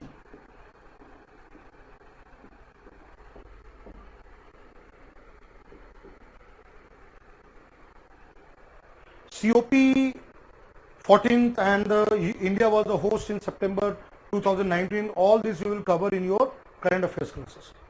The basic understanding of desertification and problems, impacts and the solutions, that basic concept I have covered here. But I have just connected with the current aspect. Great Green Wall and all you will be covering in your monthly current affairs classes. Alright. So that's what you have to interconnect. Whatever I'm teaching here, you have to connect with the current affairs class. So now again same here. In water pollution is a very important topic. Whatever concepts you will learn right now in the classroom, you have to link this concept again with your current affairs classes. Right? So now let's look at in water pollution. What is the definition of pollution? How the pollution is defined? Right? What is the definition of pollution? It's a very simple thing. From your childhood, you have been reading in textbook. At the school level, at the college level, you have been going through the meaning of the term pollution, types of pollution. So I'll just define here. What is pollution? Pollution is basically any undesirable change, unwanted or undesirable change. Any undesirable change in physical, right, chemical and biological. Any undesirable change in physical, chemical and biological, right, characteristics or properties of our environment, that is of air, water and land or soil. Right? When there is a undesirable, unwanted change in physical characteristics, chemical characteristics or biological properties of air, water, soil due to the pollutant, due to the contaminant, due to the waste materials, we say pollution has taken place. Right? So here due to pollutant or contaminant which contaminate the environment, or let's say waste materials.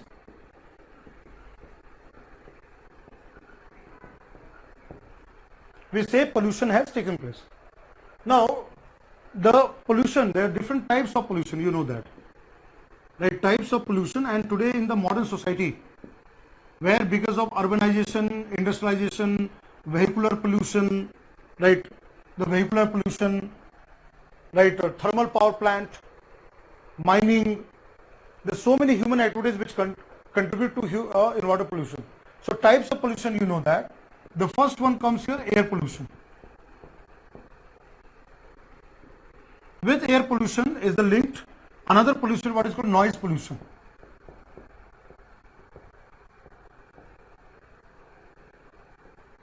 Undesirable sound, unwanted sound. So the noise pollution is linked with the air pollution, right? Then comes here third one, water pollution.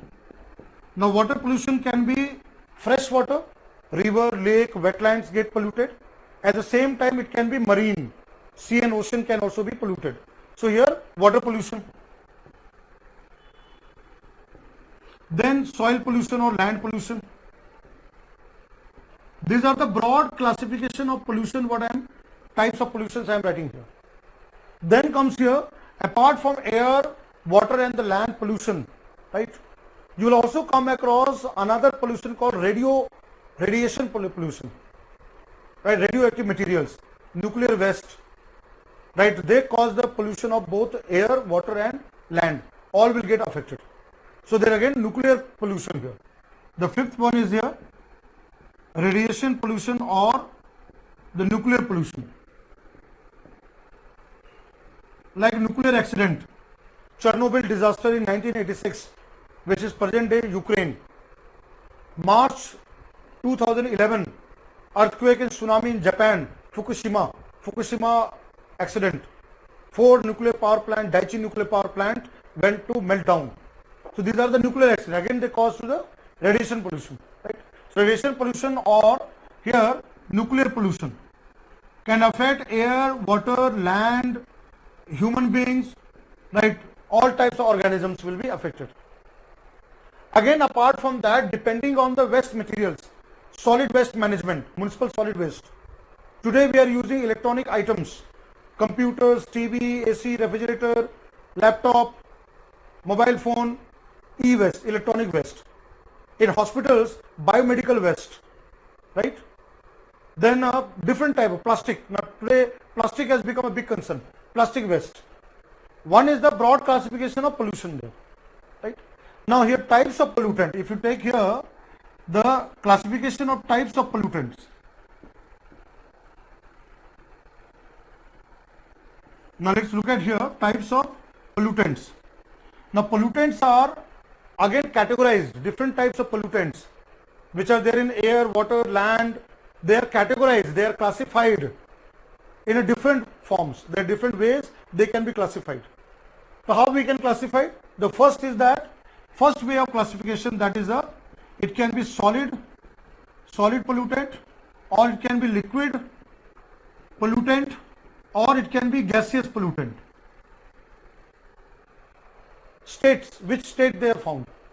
Either they are solid in the form, the pollutants are, I am giving here classification of pollutants. I have written here pollutants, POLLUTNTS. Here I have written types of pollution. There is a definition of pollution.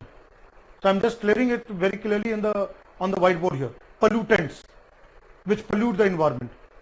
So based on the state, they can be solid, they can be liquid, or can be gaseous. Examples. Let's say example of solid: dust particle, mining area, sometimes suspended lead coming from exhaust pipe of vehicles, right? Fly ash emitted by the chimney of thermal power plant. These all are solid. So let's say, for example, here dust, right? Dust particle there.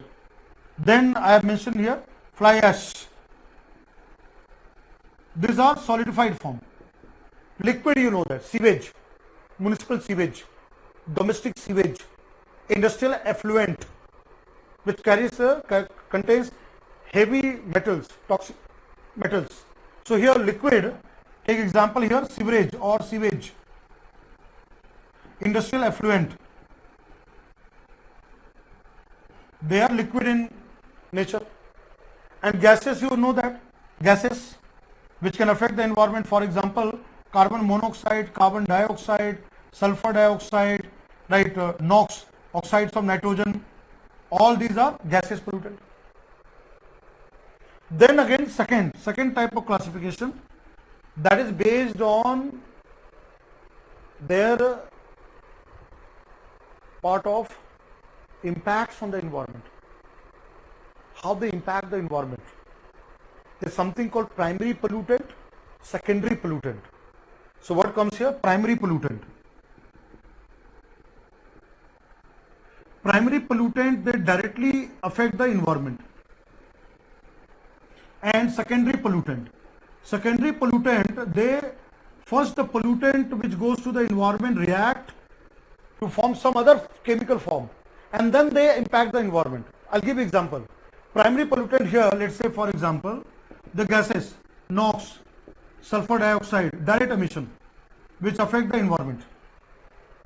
Ozone, sulfur dioxide, NOx, which goes direct from the vehicles or factories, industries, they will pollute the air. Direct health impact, respiratory problems, impacts on plants, animals, they are primary, direct cause impact. But let's say when the oxides of nitrogen react with sunlight and oxygen and form photochemical smog, which we have covered in the classroom. Photochemical smog, ground level ozone, bad ozone, that is a secondary pollutant. When sulfur dioxide gas go into the atmosphere, dissolve with rainwater and come as a acid deposition, acid rain. So acid rain is secondary pollutant, secondary, after reaction of sulfur dioxide gas with rainwater. So primary pollutants, they have direct release to the environment and they impact the environment directly there. Whereas the secondary pollutant here, let's say here smog plus fog, then acid rain is a secondary pollutant. Acid rain is a secondary pollutant because sulfur dioxide gas, which is a primary, dissolve with rainwater form the acid. Smog plus fog, smog direct, primary, but when it reacts with fog, smog, that is a secondary, right? So I have written here primary and secondary. Then again, pollutants are also classified based on their sources, source of emission. agriculture pollutant, industrial pollutant, domestic pollutant, right? Depending on the source, pollutants are also categorized. So I'm first giving the basic understanding here, right? Based on source also they are categorized, right? Based on the source, again we can categorize on the sources there. So they can be agriculture, like for example sources, if you take here, agricultural, industrial. Agriculture, how agriculture can be there? Pesticide, chemical fertilizers. Industrial, again the effluent, untreated effluent going to the rivers and the lakes, right? Rivers and lakes. Then again the gases which come out of the chimneys of the factories, industry, air pollution. So industrial pollutants, right? Agriculture, chemical pesticide, fertilizers, they affect the land, and when the rainwater comes, runoff, it goes to the water bodies, cause eutrophication, pollution of the water bodies. So agriculture, industrial, domestic, which come from household, domestic and municipal, right? So depending upon the source of the pollutant, whether coming from factories, industries, coming from domestic and municipal, coming from agriculture, they are again classified, right? All these you are aware of it. You are already aware of it. It's not like something that you are not aware. You are aware of all these factors.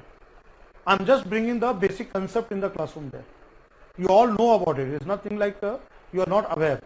So what I've done here, I have given definition of pollution, types of pollution, major types of pollution, and then the classification of pollutants in three ways: solid, liquid and gases, primary pollutant, secondary pollutant, and third I have given here based on sources: agricultural, industrial, domestic and municipal. Correct? Please do write that. I'll come to handout. In the handout also I have given there. But again, something I am I'm doing add-on on the whiteboard also there.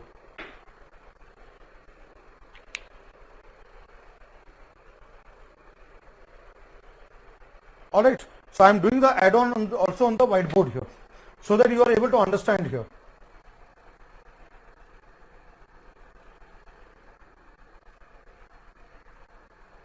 Any doubt you have, any question you have, anything you are not able to understand or you are not able to follow up. Okay guys, what I'll do here, let's take a break here. Let's take a break here.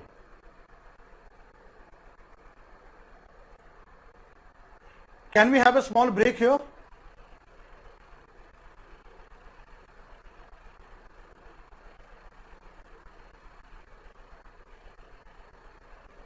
Can we have a small break? I am speaking very loudly. It's not that I am not speaking loudly. I am talking very loudly here. I don't know from your side how it is a low volume is coming, but I am speaking very loudly here. Can we have a break here?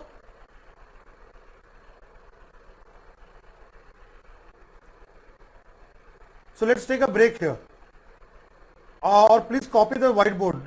Have you all copied the whiteboard?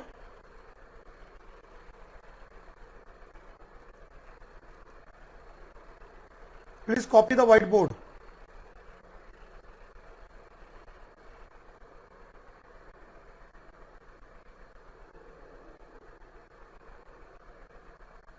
Have you all copied it? Have you all copied it? Can we take a small break here to again resolve the issue of your volume, everything?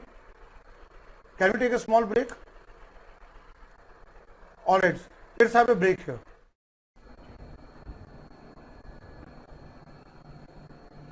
Okay, we'll now go to the new topics of pollution part. So let us now go one by one. So what I'm going to do here on the whiteboard is that I'll take one area of pollution. I'll mention about the pollution, cause of the pollution, what are the impacts and problems caused by the pollution, and then what are the remedies and solutions for that. So we'll put across everything on the flow chart here, on the diagram, on the whiteboard here, right? So I'm now going through the first one. That is the air pollution.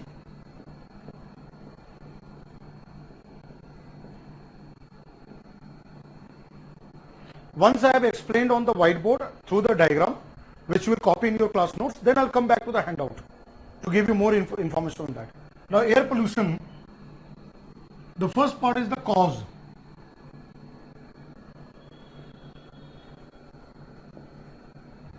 What causes air pollution, right? So you know that there are various factors, various sources of air pollution. So here causes, if you look at, the first is industrialization.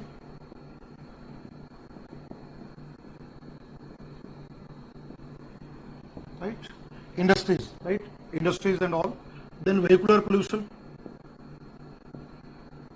vehicular emission, urban areas and vehicular emission there. Then power generation, thermal power plant. Then burning of biomass, burning of any kind of biological mass, biomass. Like that in case of Delhi air pollution, burning of stubble in the fields of Haryana, Punjab and all, agriculture waste which is burnt, and that causes the air pollution and the severe Delhi smog which happens in winter there. So again the burning of biomass, right, fossil fuel.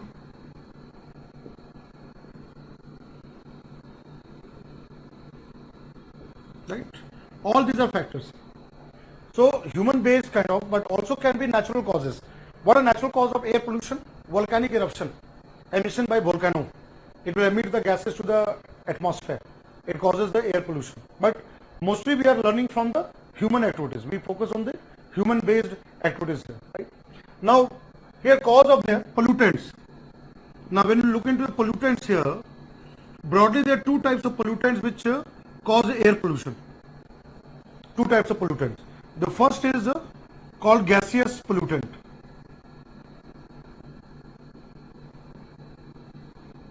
Like gaseous pollutants.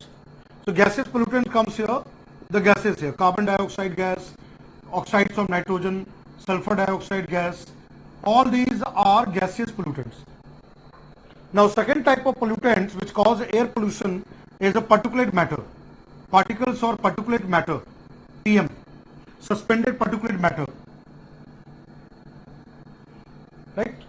Those particles which size, the diameter of the particles are in micrometer. 1 micrometer is equal to 10 to power minus 6 meters.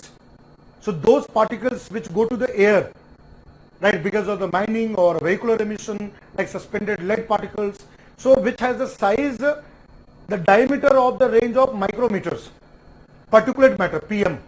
Like when we say particulate matter 1, PM1, it means those particles with diameter 1 micrometer, 1 micron, 10 to power minus 6 meters. 2.5 PM 2.5, particulate matter of size diameter 2.5 micrometer. PM 10, particles of diameter 10 micrometers. So this gets suspended, right? They are suspended to the air. So here PM1, PM 2.5, PM 10, right? And those particles which are 1 micrometer, less than 1 micrometer, can easily go deep into the lungs. They become respirable suspended particulate matter, SPM. That is another type of air pollutant, right? So causes, the sources, and here types of pollutant: gaseous pollutant, particulate matter, PM, suspended particulate matter, SPM, right? Now comes here the impacts. What all impacts will be there? Impacts caused by air pollution. We are going through one pollution at a time. So if you take the impacts here, so what is the first impact? Health impact, diseases, human health. What air pollution can cause to the human health? So these are following health conditions: asthma, bronchitis, severe lung disorders, right? Severe respiratory disorder or lungs disorder, even sometimes carcinogenic, benzene and those kind of hydrocarbon, aromatic compound, carcinogenic substances in air can cause lung cancer. Cancer can be caused, right? So severe lung disorders.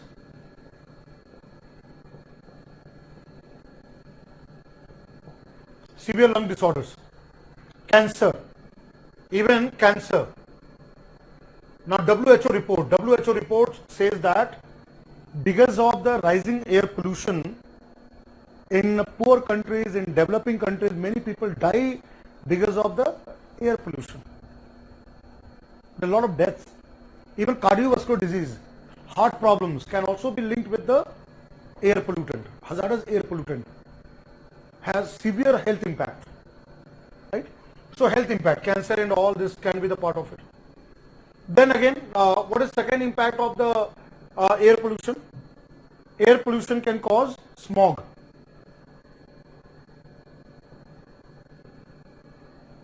Smog, right? There are two types of smog. There are two types of smog.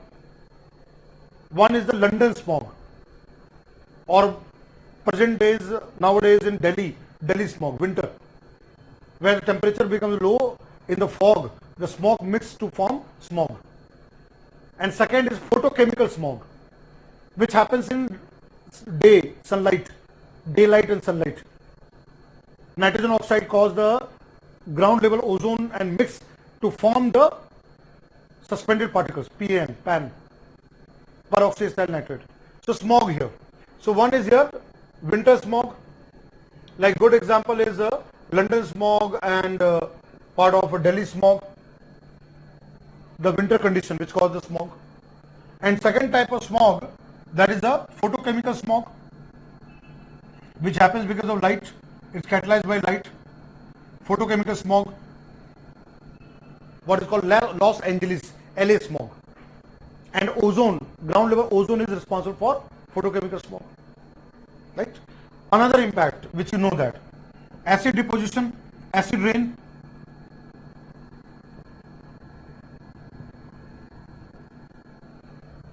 Sulfur dioxide, nitrogen oxide gas react with rainwater, sulfuric acid, nitric acid, strong acid, and the rainwater with pH 4 to 5, when it comes to the soil become affected, soil become acidic.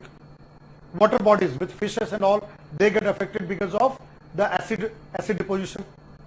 Forests get impacted because the leaves and the plants, they get eroded by the acid deposition. Soil contain beneficial bacteria, nitrogen fixing bacteria. They are affected by acid rain. Then you know Taj Mahal, right? Agra, Yamuna refinery. Because of Yamuna refinery, Taj Mahal was in danger. Taj Mahal was in danger because of Yamuna refinery. That the marble, the beautiful Taj, which got getting affected because of the acid, because of refinery there. Yamuna refinery was taken away. But today, Agra, again the problem on Taj Mahal has started. Why so? Yamuna refinery was shifted. But again, present day Agra, those of you come from UP, now again the present day Agra, now the effect again on the marble, on the Taj is being felt. What is the reason of that? Vehicle. Agra is now getting overpopulated. Agra की जनसंख्या बढ़ गई है. The population rise in Agra. In and around Mathura and all this, in and around, number of industrial units have come up. More number of cars, vehicles are being used. The Taj is again going to be in danger. Acid deposition. Sculpture, monuments made of calcium carbonate, marbles, they get, when the acid deposits there, they get dissolved there. Affect those sculptures and monuments. Acid rain is because of air pollution. Then again you know that acid rain here impacts, what are the impacts here? It impacts soil, I'll write the point here. Impacts soil, right, water bodies, then aquatic organisms, water bodies, then aquatic organisms, soil bacteria, that then monuments, archaeological sites, right, which are made of limestone, calcium carbonate, they get affected because of acid rain. Air pollution also has release of gases, chlorofluorocarbon, hydrofluorocarbon, perfluorocarbon. We have discussed last class, ozone layer, ozone hole in Antarctica, again because of the inflow of such kind of gases coming from refrigerant, AC and all. So again here, ozone depletion, ozone hole formation because of chlorofluorocarbon and all those kind of compounds which contain halogen, chlorine, bromine, ozone depletion. Carbon dioxide gas, nitrous oxide gas, sulfur hexafluoride gas, ozone gas, all this CFC, PFC, HFC are greenhouse gases. And what greenhouse gases do? When they go to the atmosphere, greenhouse gases, they don't allow the long wave infrared radiation to penetrate, and they again return back, results into warming of the surface of the earth, what is called global warming. So again, what is another problem here with air pollution? That is the global warming. The present day problem of global warming, climate change, is because of air pollution. I have written all such impacts. I'll read out there, those who cannot see. Health impact, smog, winter smog, photochemical smog, acid rain, impact on soil, water, forest, aquatic organism, monuments, archaeological site, ozone hole, ozone depletion, global warming, climate change. All these are impact because of air pollution. Then again, solution. Now what is here?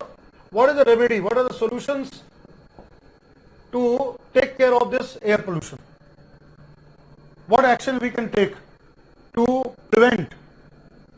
And prevention is not possible in today's modern time. At least we can reduce, mitigate such impacts. So in terms of air pollution, the first is that various type of equipments,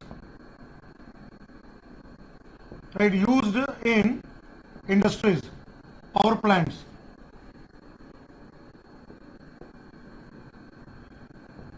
cement factories and all this one. The various type of instruments or equipments are used to filter, to remove particulate matter, gases, pollutant going to the air. In industries, in even vehicle also we use. For example, let me give the example. For example, electrostatic precipitator. Electrostatic, it uses the charge to precipitate the particles. In factories and industries, we use ESP, electrostatic precipitator, which uses a charge to precipitate the particles. Bag house, cyclonic bag house. Again, it collects the particles, particulate matter. Then comes scrubber, wet scrubber. They scrub the water to remove the gases and the particulate matter. So here, wet scrubbers. All these instruments, the name you have to remember that. Catalytic converter, nitrogen oxide, catalytic converter. Even the vehicles we use catalytic converter to remove all those NOx. Catalytic converter. Use of such kind of instruments, right, which can filter, which will not allow such particles to go to the air or the environment part of it. So again, you don't have to become an engineer. You don't have to become environmental engineer. If there are environmental engineers of this batch, very good, because they are more in-depth knowledge about such kind of areas. But for UPSC exam, the internal design, internal working mechanism of such devices are not important. Yes, you have to know what this device does, function of the device. They remove the particles and all this, PM and all this, right? So here comes into catalytic converter and all. What comes second here? Second point here, solution is that apart from instruments used in the factories, industries, power plant, vehicles, what is the next one? Next, for air pollution and all, we have to go to non-fossil fuel. From fossil fuel, coal or hydrocarbon, we have to move to the non-fossil fuel kind of solution. So use like here, transition from fossil to non-fuel. Like here, renewable energy. Thermal power plant. Today, maximum power we are generating using the coal-fired thermal power station, which we can replace with the solar power, wind power, which are more sustainable and also will minimize the pollution. So here, renewable power here.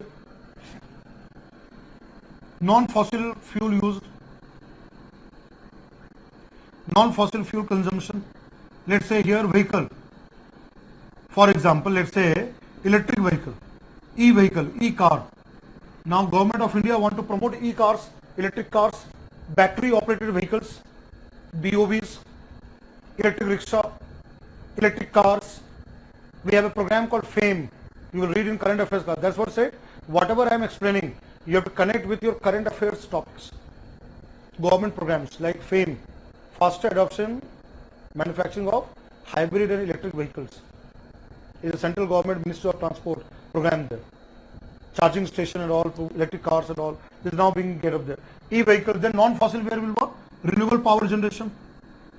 From coal-based power generation, we have to go for renewable power generation. Solar power, wind power, all this kind of programs. Right? So this can be a sustainable in long term here. Right? That can be sustainable in long term here.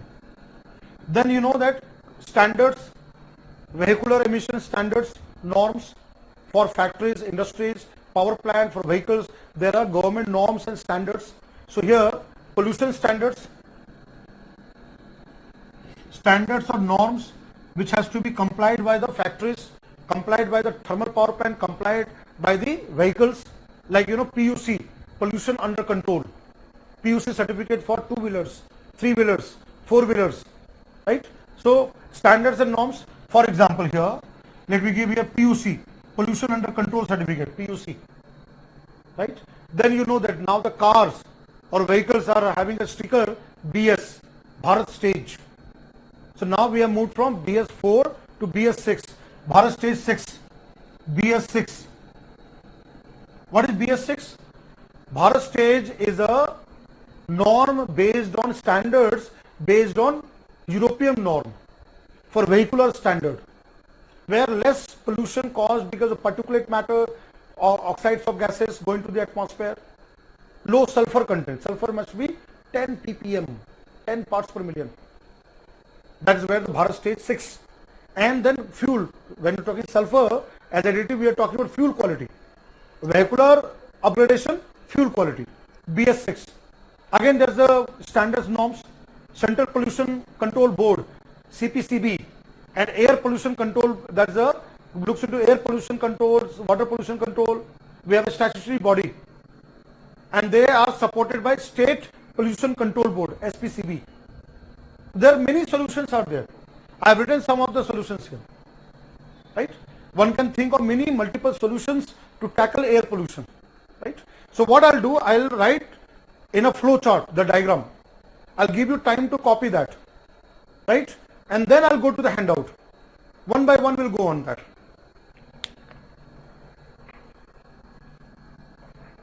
Please copy this. I have written certain points here. Public awareness is also very, very important. What is this called as a mind map?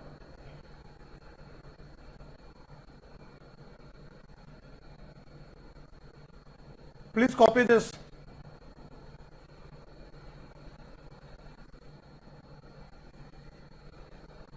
Okay, there are certain questions are there. Let me address the questions here. Siddhi Yashwant Sindhe has asked a question. What type of pollution does e-waste cause? E-waste will cause all, land will also get polluted by heavy metals. Heavy metals like e-waste contain electronic there. There are heavy metals like those heavy metals can go to the land also there. It will cause the water pollution also. If it goes to the water bodies, and also air pollution, because what happens, many of the dump yard or many of the places where e-waste is burned, burning may cause air pollution. So e-waste can cause both, all three, can cause air pollution, water pollution, land pollution. Suraj, what is point and non-point source of pollution? I'll come to that. We are going to discuss that, Suraj. Just give me time. I am going to discuss point source and non-point source. Now, Vishwanath Tigadi, this government and UN initiatives and programs do work, but superficially and mostly for photo shoots of politicians. Yes. However, our surroundings remain same. Yes, very good.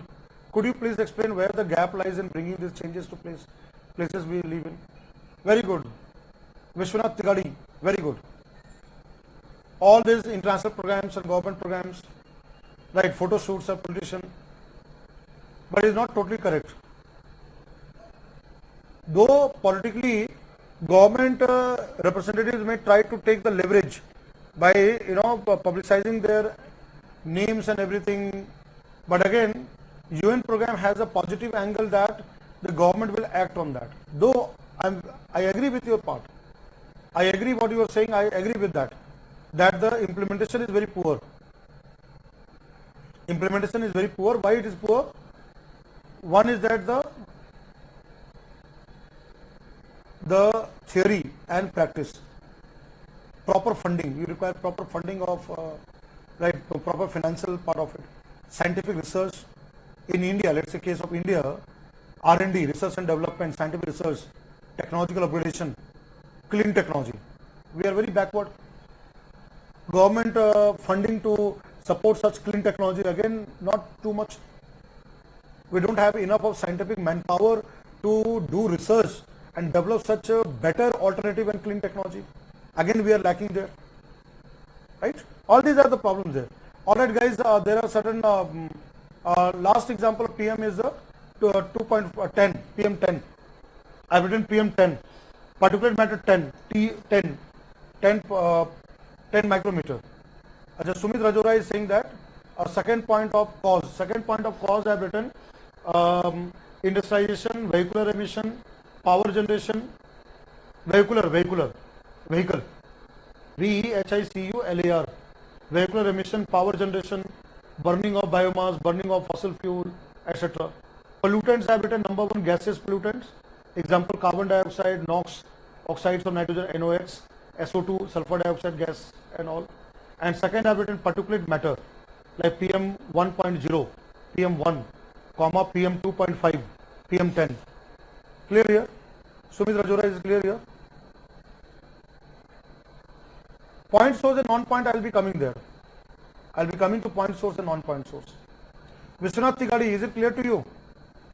Vishwanath, did you understand? Clean technology initiative in India is lacking there. We require proper funding for that. Research part that is not there. Again, public awareness is very important. How we as individual, work on that. It also matters a lot. Again, that is where again is lacking there. Right? Government can only go up to one point, but government cannot go too much of that. Let's say, for example, Delhi odd even number. There is a lot of debate over the odd even. Whether odd even will really solve the problem. Let's say, for example, stubble problem. I'll just give you one beautiful example. Pusa harvester. Our scientist working at IARI, Indian Agriculture Research Institute, developed this Pusa harvester, which can convert stubble into organic matter. You are aware that you have read in current affairs. It will convert into some organic material, the stubble, which farmers have to burn. How much government has taken the part? No much, right? Government has not taken, government has not taken any initiative of that. Pusa harvester, very good technology. The stubble which the Punjab and Haryana, the farmers, they have to burn that one and cause air pollution because they have no way out.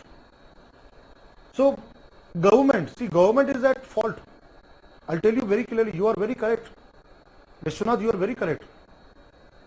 Government is not at a point of, instead of that, what can be done there? This Pusa harvester, which can convert stubble into organic matter. Why don't we fund that kind of Pusa harvester, take that technology to the agriculture land, where the farmers, the stubble can be converted into compost and used in the soil. Again, that political willpower is lacking. हमारे जो राजनेताएं हैं ना, हमारे देश के जो बड़े बड़े मंत्री हैं, बड़े बड़े नेता जो हैं, बड़ी बड़ी बातें करते हैं, बड़ी बड़ी बातें. ढिंडोरा पिटना आता है, Dhindora, you know, Dhindora, publicity. If we talk about environment, tell that how much this PM Modi and the ministers, let's say even the environment minister, Prakash Javadekar, how much really they are doing at the ground level about the pollution, you will not find. They'll come out with big programs, forestry, afforestation, World Environment Day, this and that, this and that, everything. But implementation at the grassroots level is not there. सरकार को पैसा कमाना है, पैसा, they want पैसा, income. Government मतलब लोगों की जान जाए कोरोना से, डजंट मैटर, पर्यावरण का नुकसान हो जाए, डजंट मैटर, पैसा कमाना है, पैसा। अडानी अडानी अंबानी, ये सब चीजें। Is not that I am saying this one as a part of you all are preparing for civil service exam and I'm talking about that. It's not that, but you see at the ground level. RA colony in Maharashtra, for the project, hundreds and trees were to be cut. You know that RA colony case there? So many people led the movement.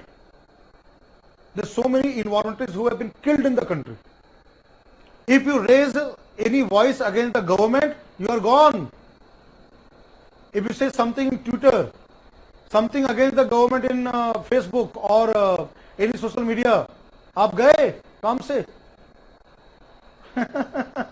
Environmentalists, see, the environmentalists of this India, right? If they make any voice raised, shut down. I'll give you the example. Disha Ravi. You know Disha Ravi, that girl from Bangalore.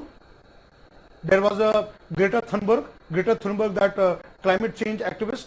You know Greta, you all are aware of Greta, this climate change activist from Sweden.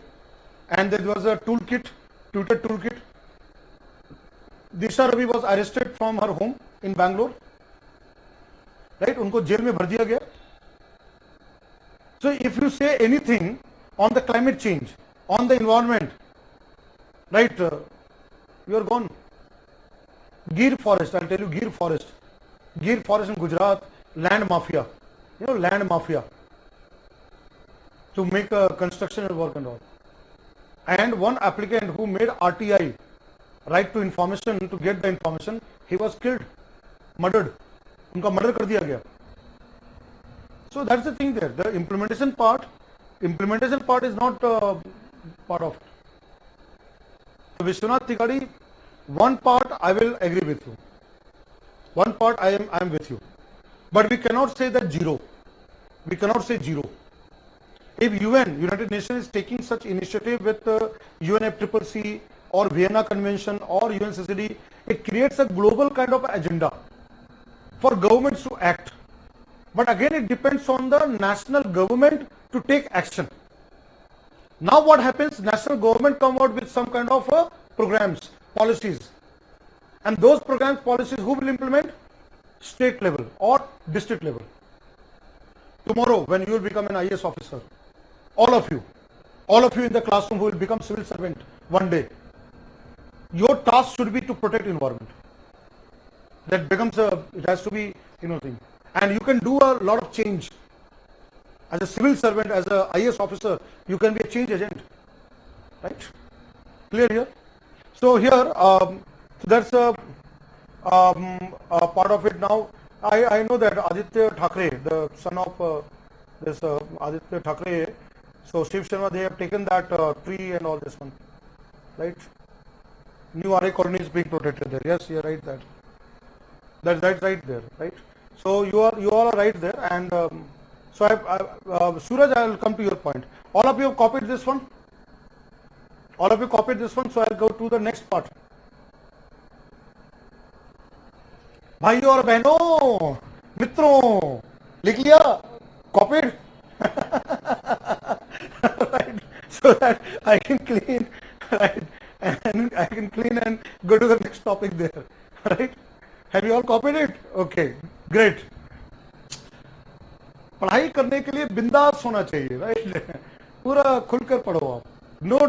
No tension नहीं लेने का, right? Okay, don't be in tension. Students are so much under tension, right? Air pollution, water pollution, क्या चल रहा है, right? Don't be in tension there, right? So I'll clean the water here. All have copied this one.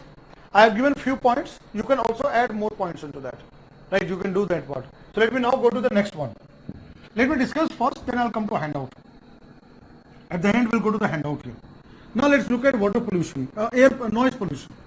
Let's look at noise pollution here. Since I said noise pollution is linked with air and all, so let's look at here noise pollution.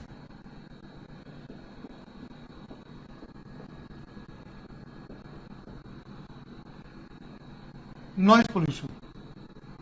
Right? Let us now discuss the noise pollution. Now you all know that. See, noise here. What is noise here? Undesirable. Here, undesirable sound. Right? Which is not desirable, unwanted. For someone, loud music can be maza aa gaya, right? And for others, they will cry, oh my God, what is this guy doing with loud music there? For someone, loud music may be a very nice, but for others, loud music will be very, very irritating and dangerous also, right? Undesirable sound. That is the noise, right? Undesirable sound is noise, and this is measured. How it is measured? Noise pollution. It is measured in decibel unit. What is the unit here? It is measured in decibel. You are aware of this unit called decibel unit. Decibel unit. Logarithmic scale, sound is measured in decibel unit. Now what is here? WHO. What is World Health Organization standard? What standard WHO has decided for noise? So daytime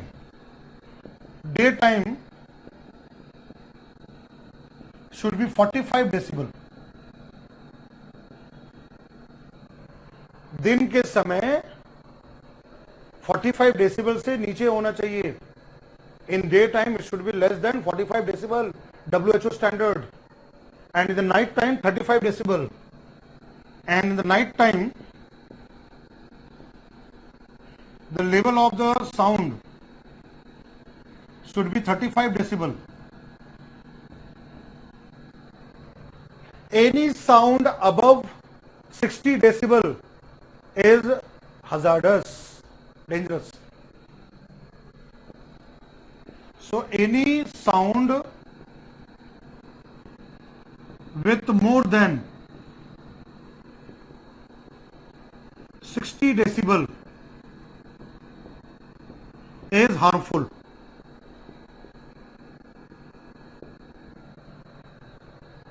Right? I've given the point here. Now here, see here. How noise affects the impacts? Sources, what are sources here? Let me write the sources also there. What are the sources of noise pollution?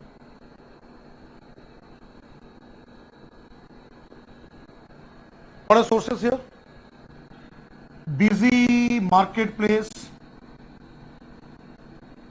You know, sometime hawkers. Sabji le lo, bhaji le lo, hawkers. Marketplace, right? Marketplace, the marketplace and busy marketplace, railway station, noisy noise, right? Sound is sound. So busy marketplace, railway station, heavy traffic, horn after horn. People are so impatient. The moment there is traffic, they will horn, right? Impatience.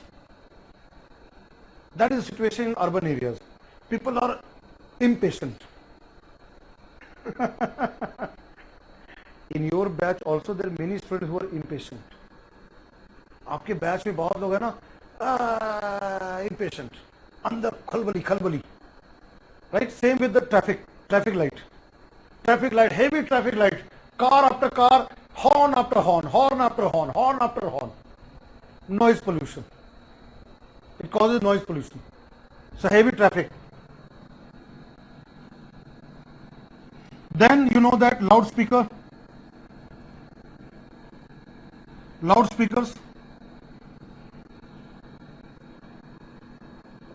Functions.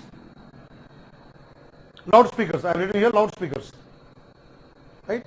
So if you are not able to see here traffic light, what I'll do here, I'll write so here. Traffic, loudspeakers, functions, DJ, band, baja, barat, dance and everything. Right? You all have done that? You all have done that? Have you done this? Functions, where we've been function, and people are all drunk and all are lost. Loudspeaker, right? DJ, wedding ceremony and all this. Now because of COVID-19, number of people attending the wedding has been decreased to 20 or 50. That depends on the state government. What are the state government guidelines? But again, you know that this kind of marriage functions and all this one, huge noise, too much of noise, right? You all are aware of that. This is nothing like rocket science. I'm teaching a very normal thing. Now if you see the impacts here, impacts of noise pollution. What are impacts? Hearing impairment, right? What is first one here? Hearing impairment. And if one is exposed to a long time, if you are exposed to a long time the noise, then deafness, behrapan, right, can also lead to damage to eardrums and deafness. Continuous loud noise can result into hearing impairment, deafness also. Again, lack of sleep, नींद नहीं आएगी, mental peace, right? Then again, lack of sleep. And if you don't sleep well, what will happen there? अगर आप ठीक से नहीं सोएंगे तो क्या होगा? Lack of sleep will cause irritation. Irritation will cause anger. Right? I know in your batch, a lot of people have got anger, krodh, gussa. Right? You all are young guys. And I have been always saying that. See, be patient. If you are always hypertension, BP हो जाएगा, high blood pressure, और इस as में BP होना सही बात नहीं है. And for you young students, getting BP is not a right thing. So always remain cool, calm, right? So here noise can cause irritation. Irritation will cause hypertension, and hypertension will cause high BP, high blood pressure. Let me write full form. Why? Because few of the students will say, sir, what is BP? So BP is blood pressure, right? High BP. And high BP will cause dil ki bimari, heart problems, right? Will cause cardiovascular disease. Again, what noise pollution can cause? What noise pollution can cause? Not only humans, animals will run away. Birds will run away, fly away, not run away, fly away. Birds will fly away. Wherever there is more noise, you will not find too much of birds in the sky. Animals will also run away. Also affects animals, birds, right? These are the impacts of noise pollution. Now what are the solution? Now the solution part of it. How we can control the noise pollution? How we can control noise pollution? भाइयों और बहनों, मित्रों, how do you control the noise pollution? The first is that there is something called here noise attenuation. We can attenuate or barrier. We can use some kind of a mound, barrier, attenuator, right? Railway track or buses and all this barrier. or noise mound. We can create noise mound to prevent the noise to spread. Then here, green belt of trees around the factories, power plant, boilers.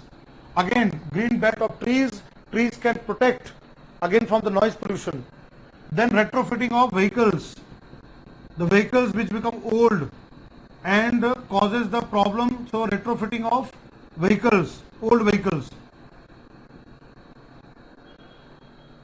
Sometimes, bullet. They will, change the silencer and सीना चौड़ा करके, right? They feel proud. And others from where the bullet will pass will see who this idiot has gone. You know that? I don't know. Some in your batch, if you are doing that kind of thing, right? Young people, they have a lot of josh and blood and all this one, right? So there comes here. So retrofitting of old vehicles, right? Then what comes here? Railway tracks. Maintenance of railway tracks, so that the noise from the railway tracks can be minimized. Maintenance of railway track. Then machineries. Railway track. Maintenance of machineries in factories, industries, right? Then comes here maintenance of machineries. Maintenance of machines in factories and all machines. All this has to be maintained. And again norm, 10 बजे के बाद कोई भी ध्वनि प्रदूषण नहीं होना चाहिए. After 10 o'clock, there should not be loudspeaker or any kind of noise. Government regulation, government standards, again they control the noise, right? I hope it makes clear. I hope it all makes clear.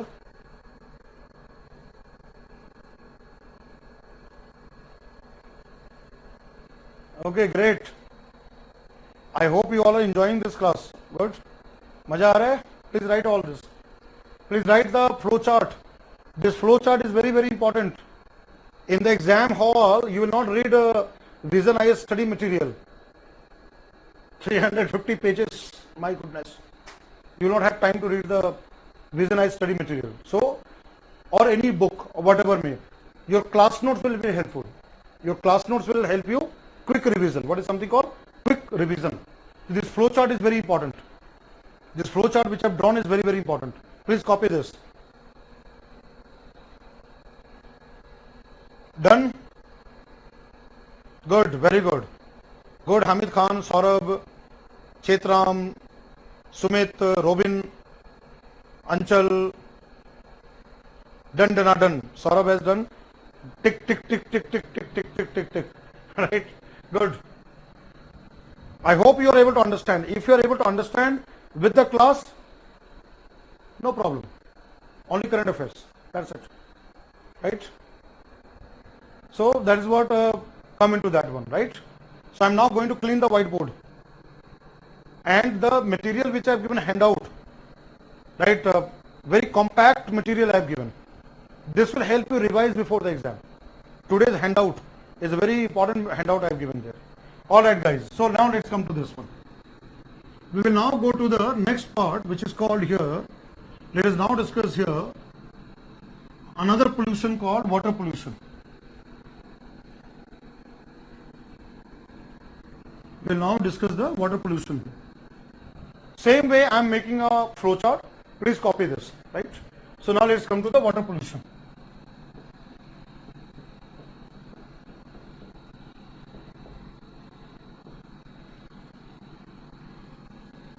Right, water pollution.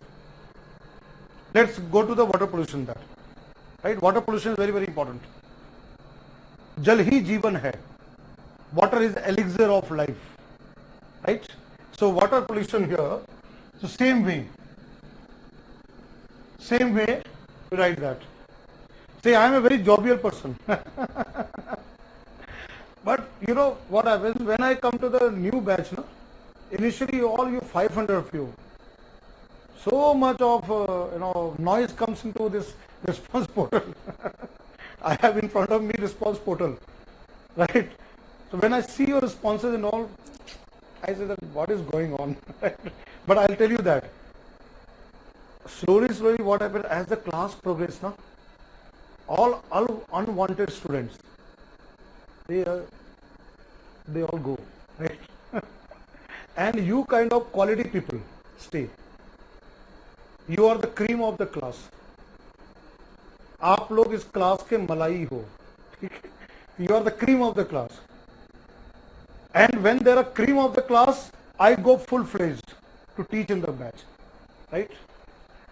So when I come in my way of teaching, it is really a part of it. But that's what it takes time, right? So sometimes people may mistake me as a part of कि अरे दाढ़ी बड़ा हुआ, लंबा छोटी, right? Who is this guy? But I am a very soft-hearted person. All right. Anyway, thank you for all your praise and all your motivation. You all are very good students, and you can really clear the exam. I can tell you that. So now let's come to water pollution. So water pollution of water bodies. So we can now divide water pollution into 3 categories, or let's say 4 categories. So first one here, there can be pollution of fresh water, like say fresh water sources here.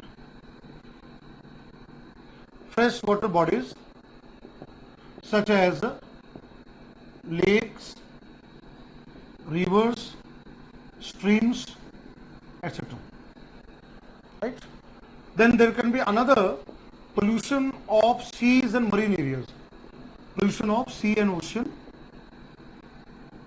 right? Coastal area, marine pollution.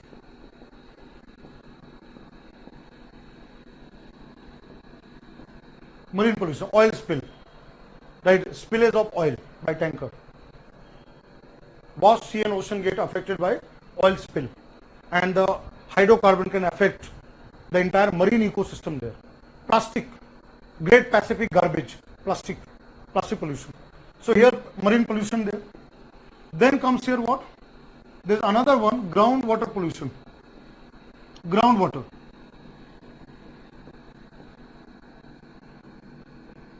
In India, groundwater is polluted with heavy toxic metals.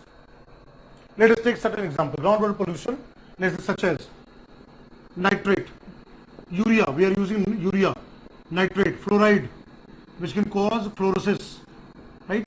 Nitrate can come from fertilizer, blue baby syndrome, cadmium, lead, mercury, any such toxic heavy metals go into the groundwater. So from the land, when the rainwater comes from the land, leaching, it leach out and reach to the groundwater, and groundwater get polluted. One more pollution is thermal pollution. Hot water from the boilers, industrial boilers, thermal power plant, hot water, without getting cooled, they discharge into water bodies. That causes thermal pollution. So when we are talking about water pollution, we have to understand this 4 types of pollution. Pollution of fresh waters, that is wetland, lakes, rivers, streams and all. Pollution of coastal areas and sea and ocean. Marine pollution caused by plastic, like Great Pacific garbage, dumping of all plastics, which is now causing the midst of the Pacific Ocean. Plastics and microplastic, which is affecting the marine organism there. Oil spill, tanker which collide, oil spill of the water bodies. All the shipping industry which pollute the seas and oceans, marine pollution, right? Then comes here groundwater pollution. Today we are using so much of fertilizer, so nitrate goes to the groundwater. When we drink the groundwater, so we'll get that nitrogen, cadmium, chromium, mercury, lead. Groundwater pollution from the land leach out to the groundwater. And the thermal pollution, hot water we discharge into the water bodies. So thermal pollution. And what are the causes here? Now comes here cause. So I have just drawn a line here, right? If we look at cause here, causes of them. So what are the causes of what pollution of water bodies here? The first is that discharge of untreated industrial effluent, untreated industrial effluents, right? Then untreated sewage, untreated municipal and sewage, untreated municipal and domestic sewage.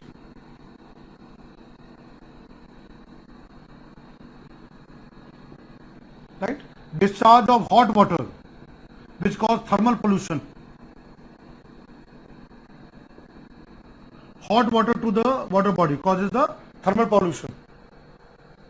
Then again I said oil spill, spillage of oil, hydrocarbon, oil spill. Heavy metals, which goes to the groundwater. Chemical pesticides, fertilizers, all this, whatever the sources are there, they cause the pollution. Now here, impact.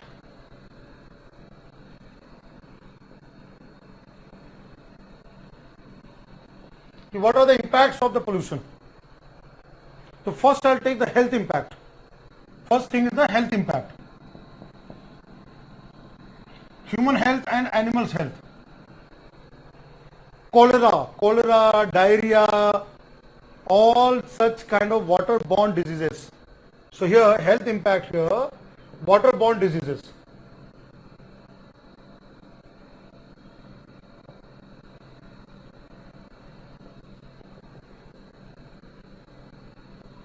Such as cholera, caused by Vibrio cholerae.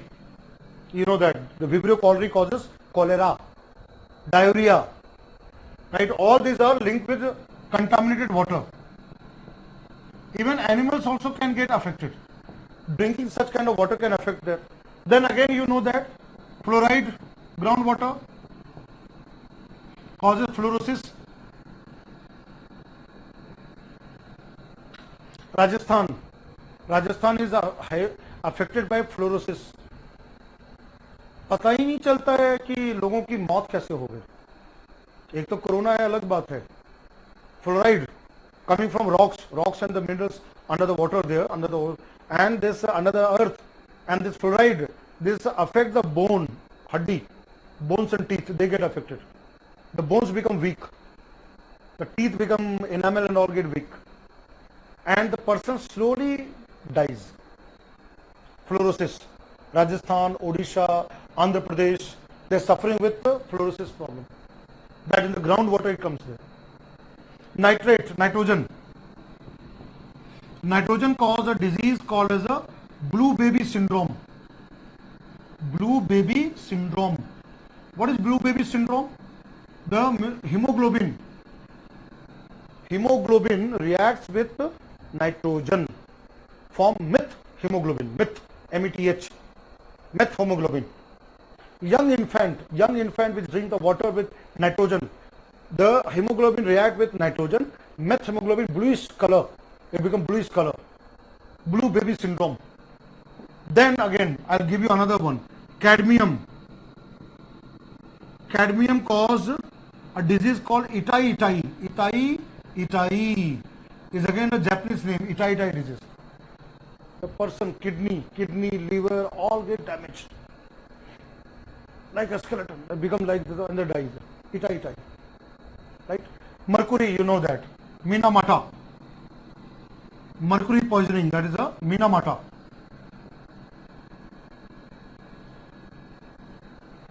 Lead again affect liver, endocrine system, damage kidneys, the memory part of also. Children's learning problem get affected by lead. Again the groundwater which can get polluted there. It can cause such kind of problem there. Right? So there is again health impact. Second, what causes here? You know the term eutrophication. It causes something called eutrophication. What is eutrophication? Enrichment of water bodies with nutrients. Algal bloom. Here, enrichment, pollution of water bodies. Enrichment with nutrients, nitrates and phosphate, particularly the nitrogen and phosphate.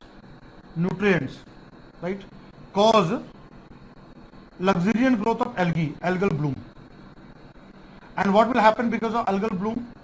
When algae will grow very luxuriantly, or the plants will grow very luxuriantly, they'll use the dissolved oxygen.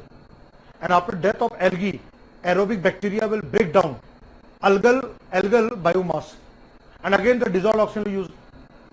That leads to death of the lakes and the water bodies, eutrophication. So here, enrichment with nutrient cause algal bloom, thereby causing biological oxygen demand, BOD, biochemical oxygen demand, right? Biochemical oxygen demand there. Then comes your third one, biomagnification, food chain, bioconcentration, biomagnification, right? Food chain. It can be marine area, marine food chain can, where the microplastics can enter into the food chain of marine organism. Biomagnification, bioconcentration. Even the fresh water also, it can go to the biomagnification. So biomagnification effect, right? Now what is the solution here? How we can reduce water pollution? What are the solutions there? There are a lot of solutions out there. One is the standards and the norms. So what is the first solution here? The treatment. There is a proper treatment has to be there. Treatment of effluents and sewage. There has to be setup of common effluent treatment plant, CETP, industrial zone, industrial units. Common effluent treatment plant, CETP.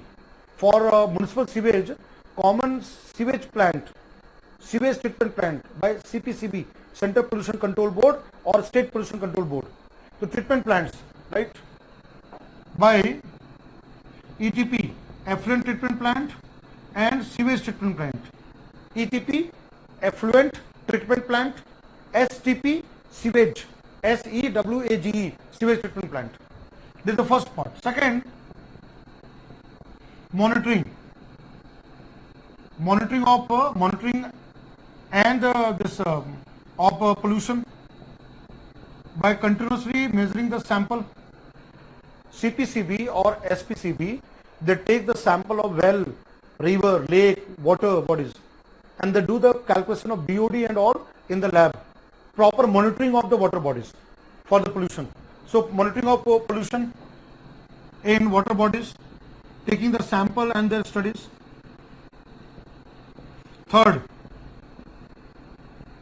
right, standards and norms for factories and industries, which discharge the effluent, right? That can be even standard norms set up by CPCB for industries and factories by Central Pollution Control Board. Then again, second what comes here? Grey water, the waste water, kitchen, toilet, all this waste water, saving water. We can do what? Recycling of water for agriculture, for any gardening. We can recycle the water. So we can save the water also. So what is fourth here? Fourth aspect is recycling of wastewater. Treatment of wastewater, but again recycling.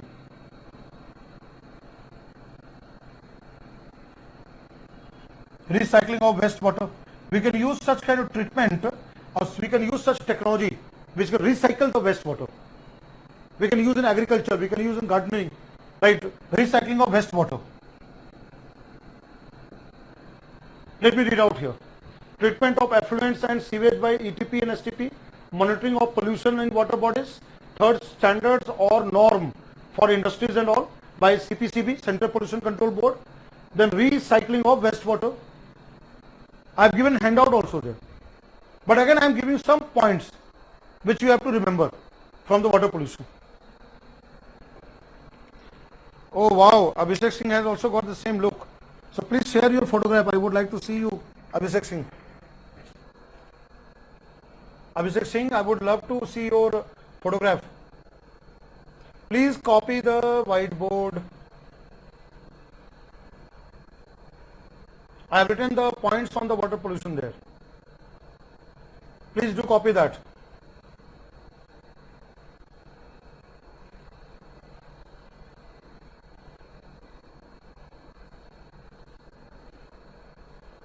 Have you all copied it? 8 बजने के बाद ना बहुत लोग भाग जाते हैं, right, but लेकिन आप लोग हो, ये बहुत अच्छी बात है. There are students in the classroom. I am really very, very happy. See, I can teach you till 10 o'clock, 11 o'clock, but I don't want to torture you all people.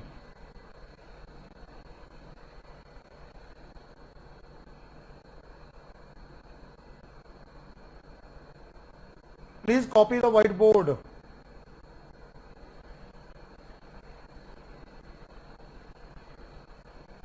Great, let me see your doubts. If you have got any doubt, then I can see that. No doubts are there. You guys are very nice people. Point source and white source, non-point source, I'll come to that. But again, you guys are very, very good. Okay, impact second part. Impact second part I have written eutrophication. EUTROPHICATION. In bracket I have written enrichment with nutrients. Enrichment with nutrients cause algal bloom, ALGAL BLOOM, algal bloom, thereby THEREBY, thereby causing BOD, thereby causing BOD. Alright guys, let's come to the last part of it. I have given you the handout also there. This handout which I have given in today's class is a very important handout. Please take a printout of this handout and keep with your class notes. It will help you revise before the exam. Now as you see here, I have given very clearly everything here. So if you see here, what is given here? I have given here developmental activities, construction, transportation, manufacturing. I'm just highlighting the important point. They deplete the natural resources, produce large amount of waste, pollute air, water, soil, ocean, cause global warming, acid rain. Right, all I have given here.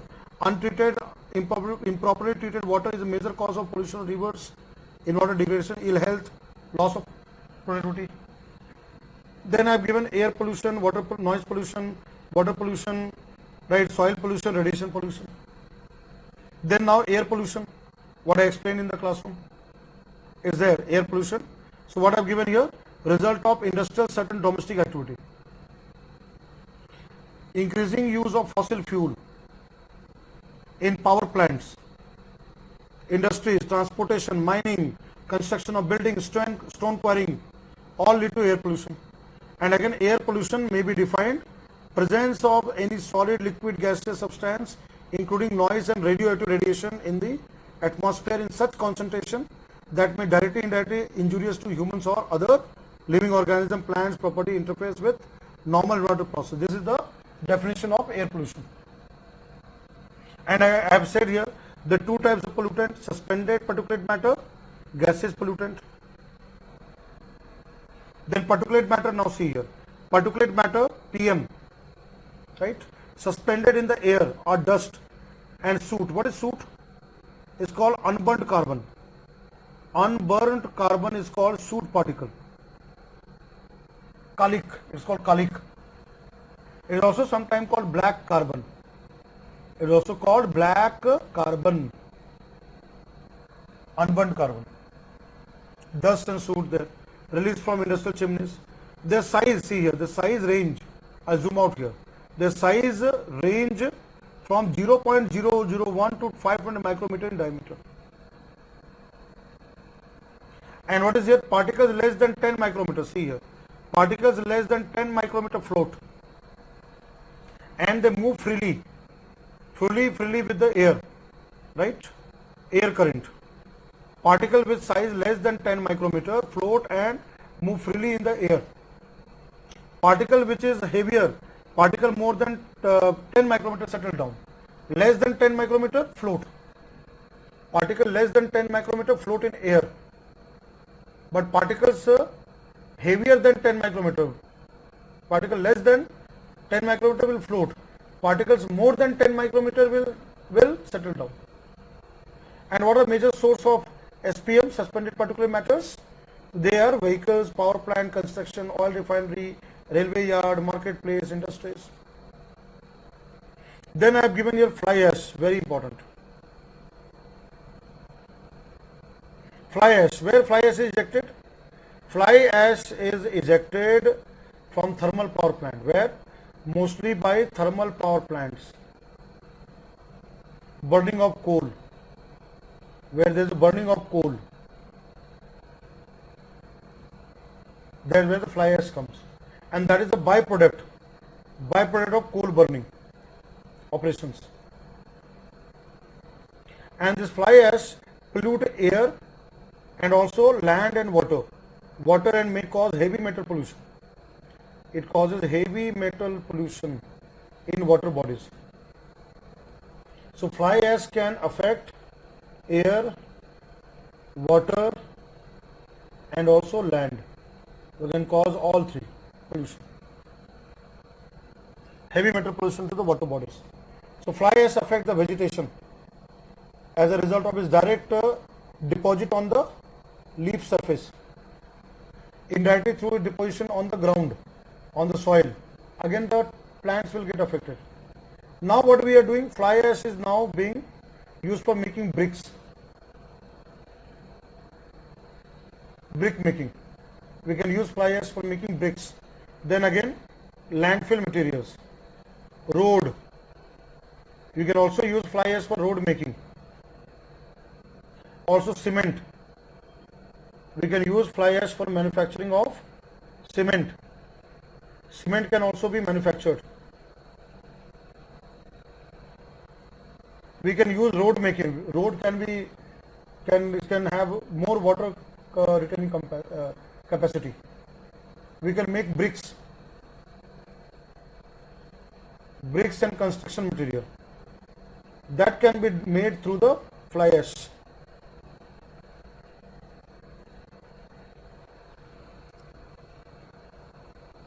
Maharashtra becomes first state in India 100% fly ash utilization. 100% fly ash utilization policy in Maharashtra.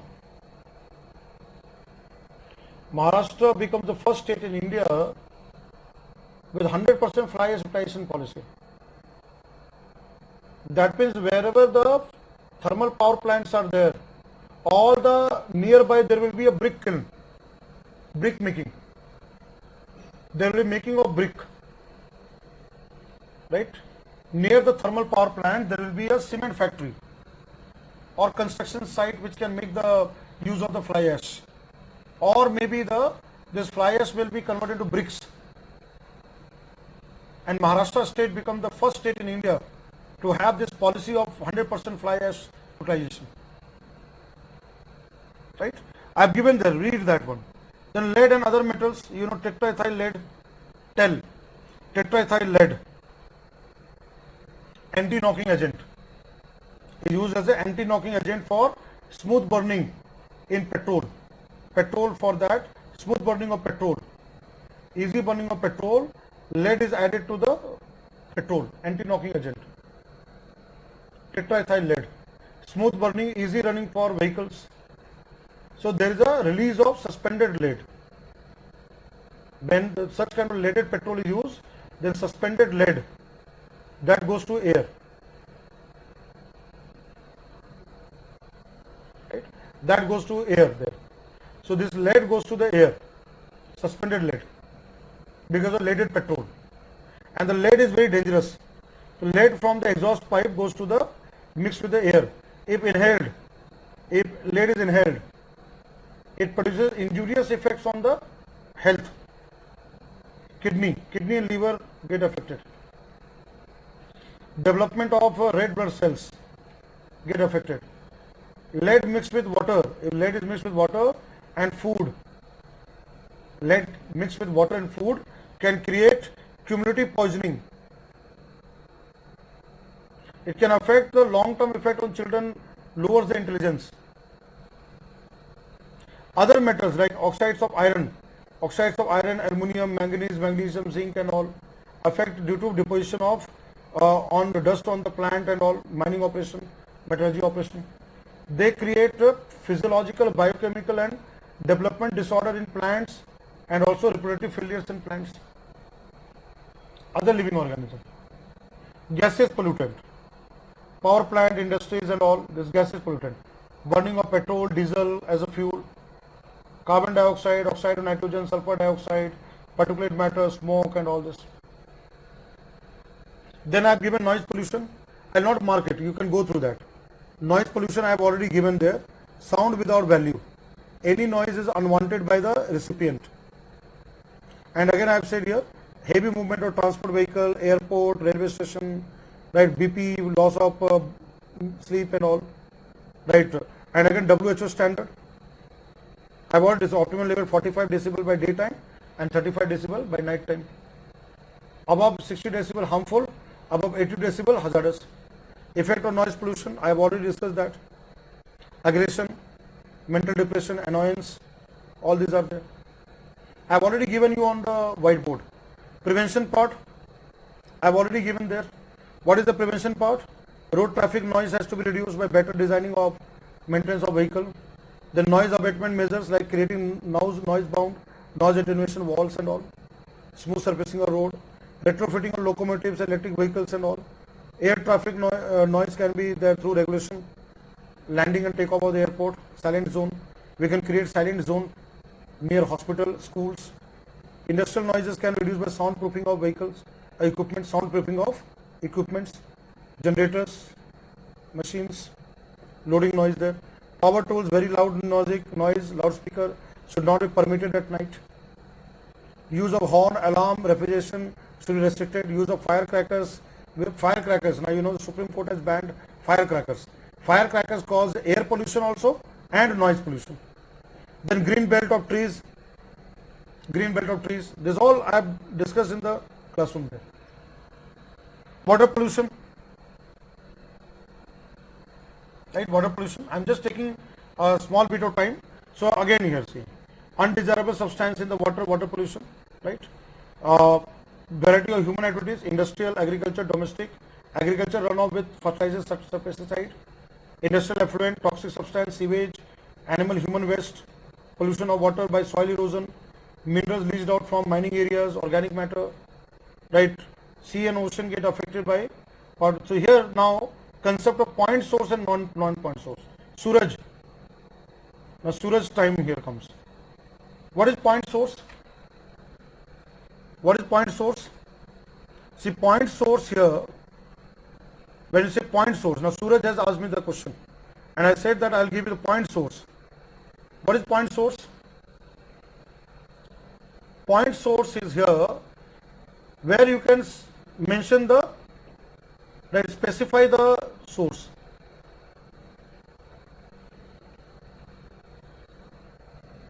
Like for example, of factory, thermal power plant, thermal power station, where we can specify that this is the source. That is called point source. Specify the source, like a factory, which factory is resulting the effluent, which thermal power plant is causing the pollution. And what is in contrast non-point source? In contrast non-point source, this one,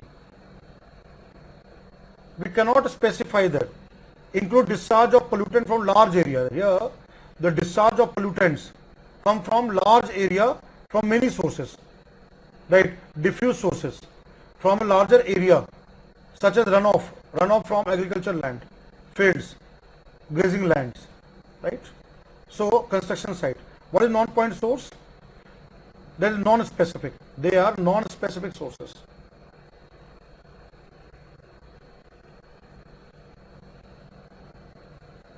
Non-point. From large area, right? Having multiple source, where you have a multiple source, not one source, but there are many sources are there. You cannot pinpoint non-point source. You cannot say that this is the farm of the farmer which is polluting,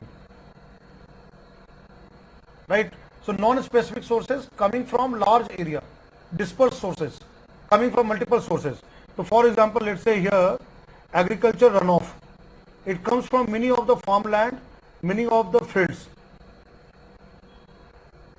many of the farmers' field, the pesticide and fertilizer mixed with the rainwater and the topsoil, and they come to the river stream. So that become non-point source. Whereas the point source, we can specify the source like a factory or thermal power station.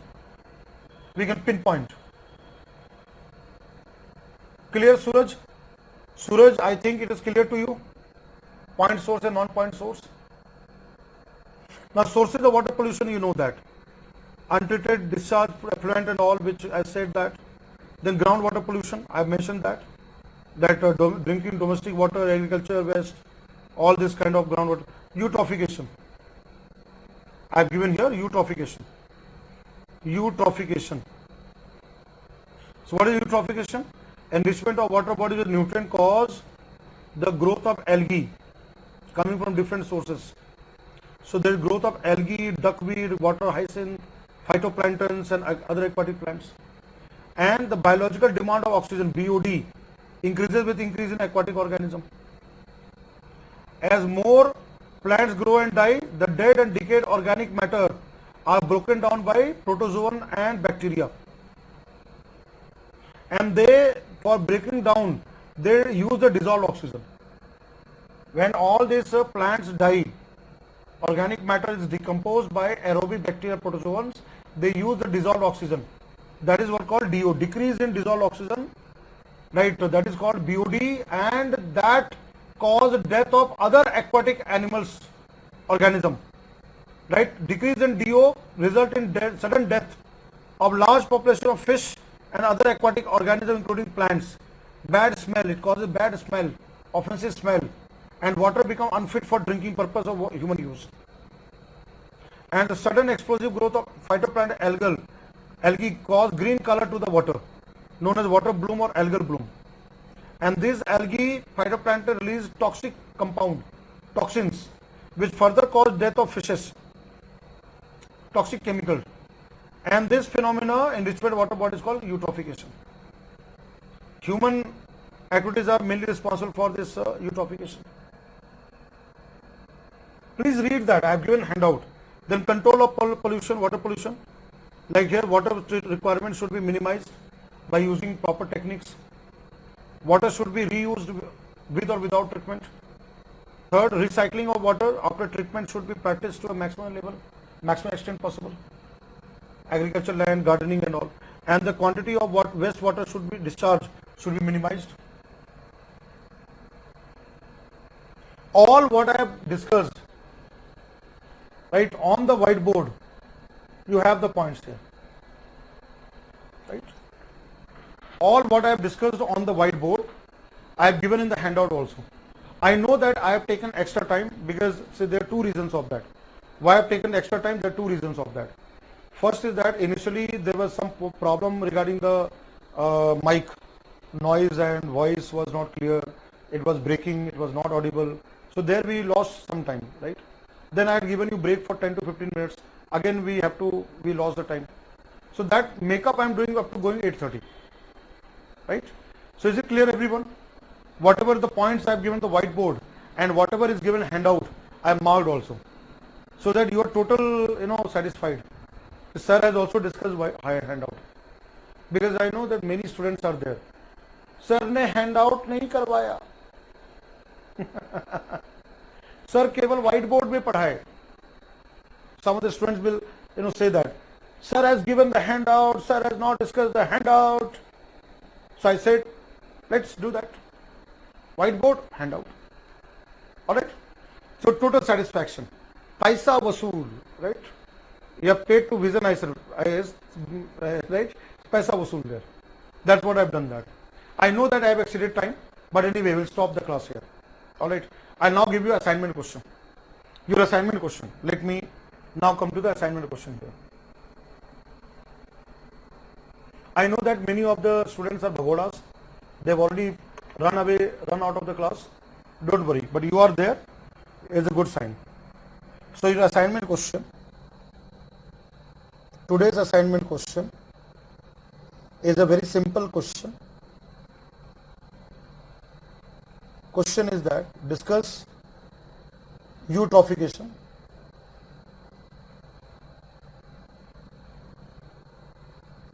discuss eutrophication, mention measures to control eutrophication of aquatic ecosystems. It can be freshwater, it can be marine or this part of, right? So you have to answer in 150 words to 200 words, like 10 marks question, right?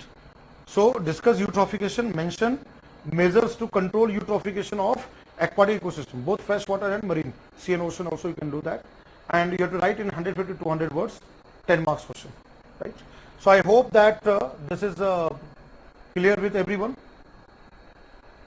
Torture. Already now time is more than 8:30. So shall we end the class, or is there any doubt still there?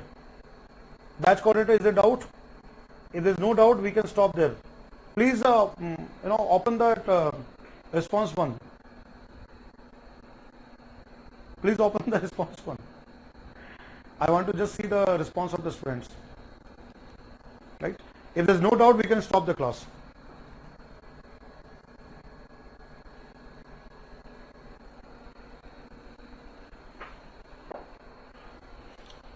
Alright guys, I have given an assignment question, I have discussed the handout, so we'll stop the class here. Alright, so please take care of your health. Right, we have continuous classes. Tomorrow and day after tomorrow, again we have class at 5 o'clock.